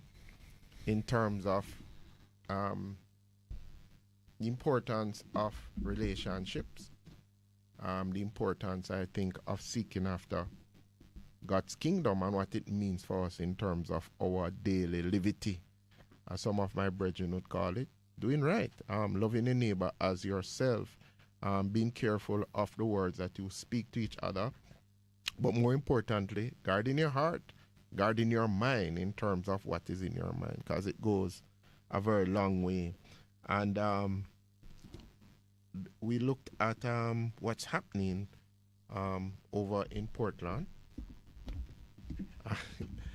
Over in Portland. No, not wrong with it, because any private citizen can have that and get it done. But one of the things that jumped out at us was the fact that the persons who should know are saying they don't know anything about it. And we cannot continue like that, because we have to change it. We have to hold people accountable and hold the process, I like it, hold the process and the system accountable, because it would seem that based on my relationship, which is important with you, I can get the favors as another man who come with the same thing. It's just thrown out and say it is a non-starter. And that is why some people will continue to advocate the need for changes in the system, big changes in the system, where it's one law for everybody. Not, yes. Yeah. And the point you just made there applies too when you look at that bridge in Troy relationship. If it had been an MP, a government MP, perhaps the people would have been blessed with a bridge already. Long time. So you're always seeing it where if there's a procedure that applies to all, then it should provide the same benefit to all with some measure of equality. Yeah, and we call it links. He is a producer. Links. You have to have a system of work for everybody. And I think what is happening to us as Jamaicans, I said it yesterday, people are seeing it like you're playing cricket, and you see the ball, the cricket ball as big as a breadfruit. It is becoming apparent to every single person in Jamaica that there's too many, what is it in the system? Trying to find the right word. Yeah, well, that's loopholes, but they're not really loopholes. Loopholes suggest there's... It's interesting, you look at all of these things, and what comes to my mind is that we are far too selfish and judgmental. I heard Cruz earlier, and I know he might have stated what he was saying, He restated it. Yeah, but nonetheless, we have to be careful how we just pass judgment on people and their circumstances, because we have to remember that each person is an individual. They think on their own, they act on their own, and sometimes it's not necessarily because of what they learn within the home or whatever. Things do happen. Yeah, like the caller said. And so we have to be careful. 10 sons, 10 minds. 10 different, different personalities. 10 different minds. And it doesn't mean that you didn't teach them or they weren't trained properly, but they have a mind of their own. And so we have to be careful how we judge, because you never can tell when you find yourself in a situation that you and you alone know what is happening. Persons looking on will see it in a different way and pass judgment, and then you end up being on the receiving end. You talk about Troy, you talk about all these various things, Portland and so on. Everybody is seeking to get their own advantage. Enlarge their boundaries. There you go. So, it's a lesson that we should learn. Listen, be your brother's keeper, eh? Love your neighbor. And I'm sure things will be different. And trust that if you're a blessing to someone, then somebody else will bless you. Be tolerant. It becomes a ripple effect. Be tolerant, man. Come on. Yeah. As we close, I saw something that was significant. T.D. Jake's daughter, Sarah, got pregnant at 14. Yes, I remember that. 13. Sorry. I remember that account. Yes. He has spoken of it. It's part of his own testimony. Yeah, part of his thing. Recently, he closed the chapter on Woman Thou Art Loose, 30 years. Yes. And it's now Woman Thou Art Evolved. And he passed the mantle over to the same. To her? To his She's the daughter. one who is. Yes, Yeah. to Sarah. I missed In that. terms of what it was. Carried actually. forward. Carried forward. Yes. And he says it's not because you're my daughter. It's because I sense the calling that God has on your life, and you are going to know, communicate to your generation because you have grown up in it. And it goes back to the point you've made, which is we see a lot of things happening, Yes. but God ultimately knows and does the redemption. Yeah, man. Let's see the good in it. Let's Yeah, see the God redemption. in it. That is and what. deal with it accordingly. So even as you celebrate your birthday tomorrow, we begin the celebration of Yom Kippur, the day of atonement. That Yes. starts this evening, Yeah. so we won't be fasting until this evening. So you can have your It's breakfast. in that instant what happens. God says, your past, I remember it no more. So it's a new beginning.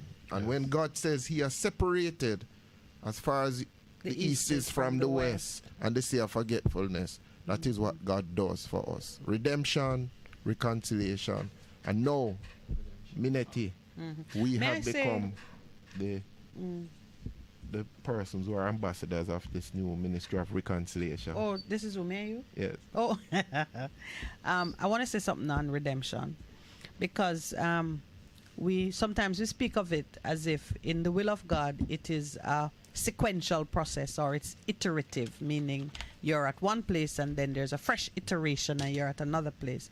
To understand that in God, he's the Alpha and Omega, the beginning and the end. When he made man, redemption was in it. Already. So you and I don't have to think that redemption is a gamble. Can I get there? It's always there. It's always there. When you make a mistake, the fix is there. And it is for us to understand that as I fall, I get up. In fact, my falling is the precursor to my getting up. So you don't have to feel like, oh, I've fallen so far I can't rise. Or this is so terrible, there's no coming back. When he created us, he knew as he made the first, they always say, when God does a thing, he doesn't start it unless it's already finished. Yeah. When he and it's hard to understand Alpha Omega, because we don't think like that. We move in a sequential frame. We get the first thing, then the second thing, then the third. When he's doing the first thing, he has done the last. And it's hard for your mind to grasp it because there are no words that can accurately express it. So Sarah is pregnant, Sarah is redeemed. Yeah. It is. And she have to make the choice to It be is. redeemed. But Yeah, all this for you to claim it because it's there. when I hear people judge God, now God is a creator. And you, with your little pea brain, and come and judge God and talk about 2%. God this and God wicked and God and God and God. We need to be careful, But it's because you say, we as need you to be say careful. it, Lowell, I hasten to add that you and I, and we speak of the one true God, we make that distinction because there are many gods. And you can judge the one that you make, because you know how you made him and what he's capable Well, of. I So stand corrected. anytime, Yes. whenever you hear people stand questioning and corrected. judging God, it's the their- God in their It pocket. must be It's the their God, God, that yes. They can produces. pull out. And you can say, but Yeah. why didn't you do this? Didn't I make you to do this for me? Exactly. The God we Because serve. it can't be the one that make him. You could never. There's just no space. It's so stupid. I mean, So come on. in the Psalm it says, when the nations say, where is your God? You say, my God is in heaven doing as he pleases. That's the God I want. I don't want a God that I can command and control and if he can disappoint me because I had expectations. And wicked and home allowed this to happen. Right. We You gotta are remember dictating how we must deal with when you things. get that right understanding, you know the God you are proud to worship is the one that is in heaven doing as he pleases, which is an expression of his sovereignty. When you are sovereign, you do as you please. And you're omniscient, omnipotent. Ah. everything. So we just leave that alone. Just leave it right there. And we treasure our free will, Absolutely. And when we do a mess up and all of that, then we talk about God. Where is he? He must rescue me from all the crap that I'm doing here that's the doing. one you make. Can you imagine My that? rescuing God. Yes. The one that I Yeah, man. call on when He must do as I please. He does as I Yeah. please.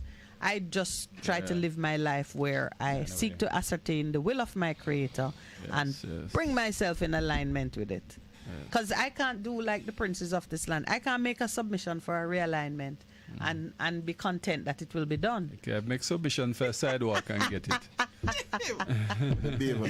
Yes, we're naughty. Good wrap up. But may I say thank you to those online. You found us and then you got chatty. And I thank you, Kay. And I'm going to look at what's going on with West Papua.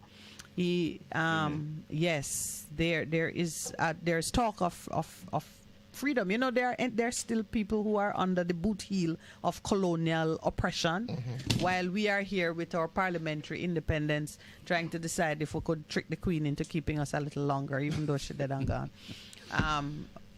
So yeah, it's just to broaden our focus so we understand that the call for freedom is a universal call, and any country that manages to overcome certain challenges becomes a beacon, a signal of hope, a testimony, because you look around the world and say, who else is suffering like me?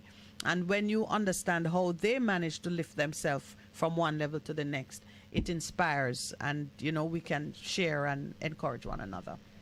Iron sharpeneth iron. Have a great day, everyone. Tomorrow we see you here again, and we will go into prayer for the nation, so look forward for that. Let's see what Big Truck is saying. The beginning and the end is life, not God. Alpha and Omega. That's his Big Truck bringing in his wisdom late in the day. I can't even unpack that one. But bless you, everyone.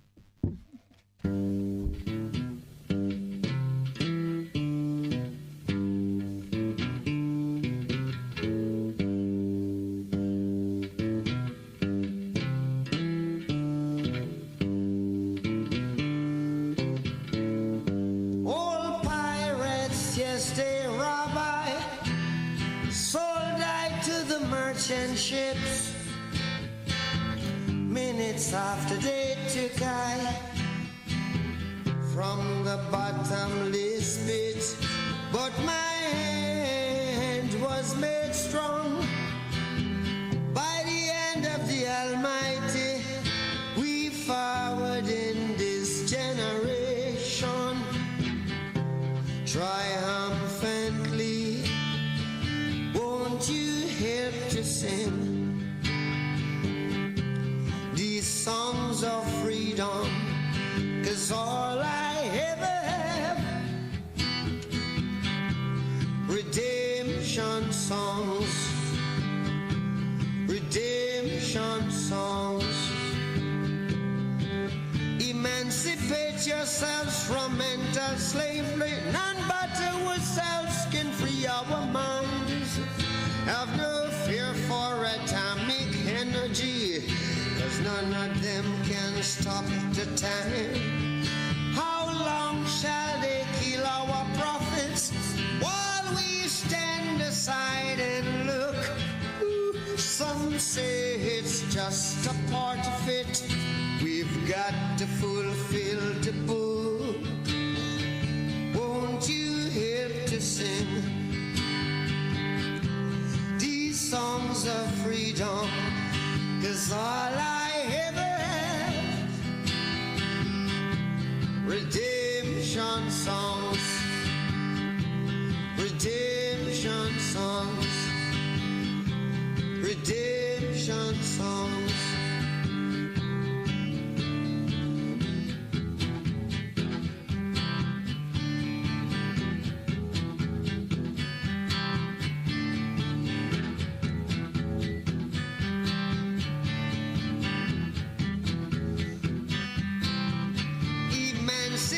Yourselves from mental slavery. None but ourselves can free our mind. Oh, have no fear for atomic energy, 'cause none of them can stop at the time. How long shall they kill our prophets while we stand aside and look? Yes, some say it's just a part of it. We've got to fulfill the book. Won't you help to sing these songs of freedom? 'Cause all I ever have, redemption songs.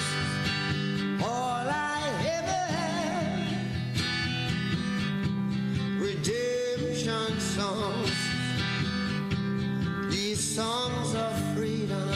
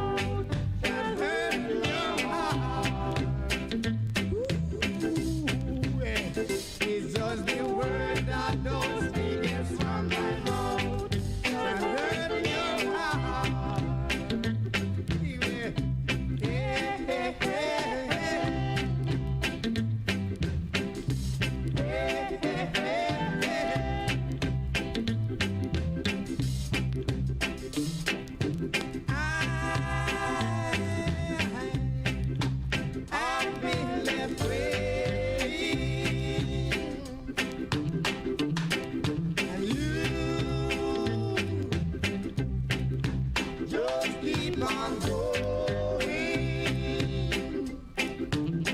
I got a prayer on my heart when I see redemption song. I got a prayer on my heart when I see redemption song. Yeah.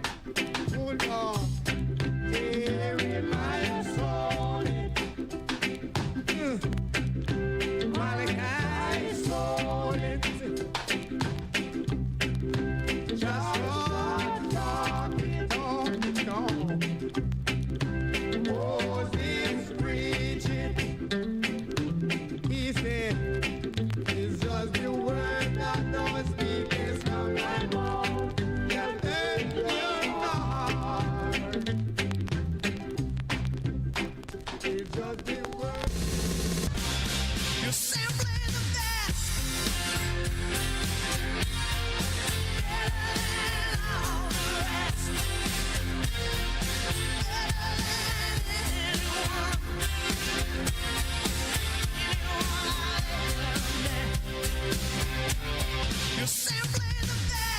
Bess FM 100.5 on your dial. Keep listening. Warning, warning.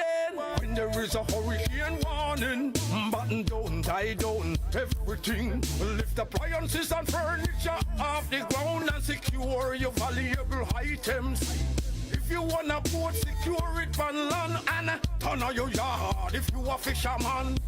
Make sure you turn off every breaker, and before you sleep, turn off your generator. Flooding, that is a real danger. If you live a gully bank, river bank or low line area, if you see flood waters are rising, get out, get out. Heed the warning. If your land starts slipping on a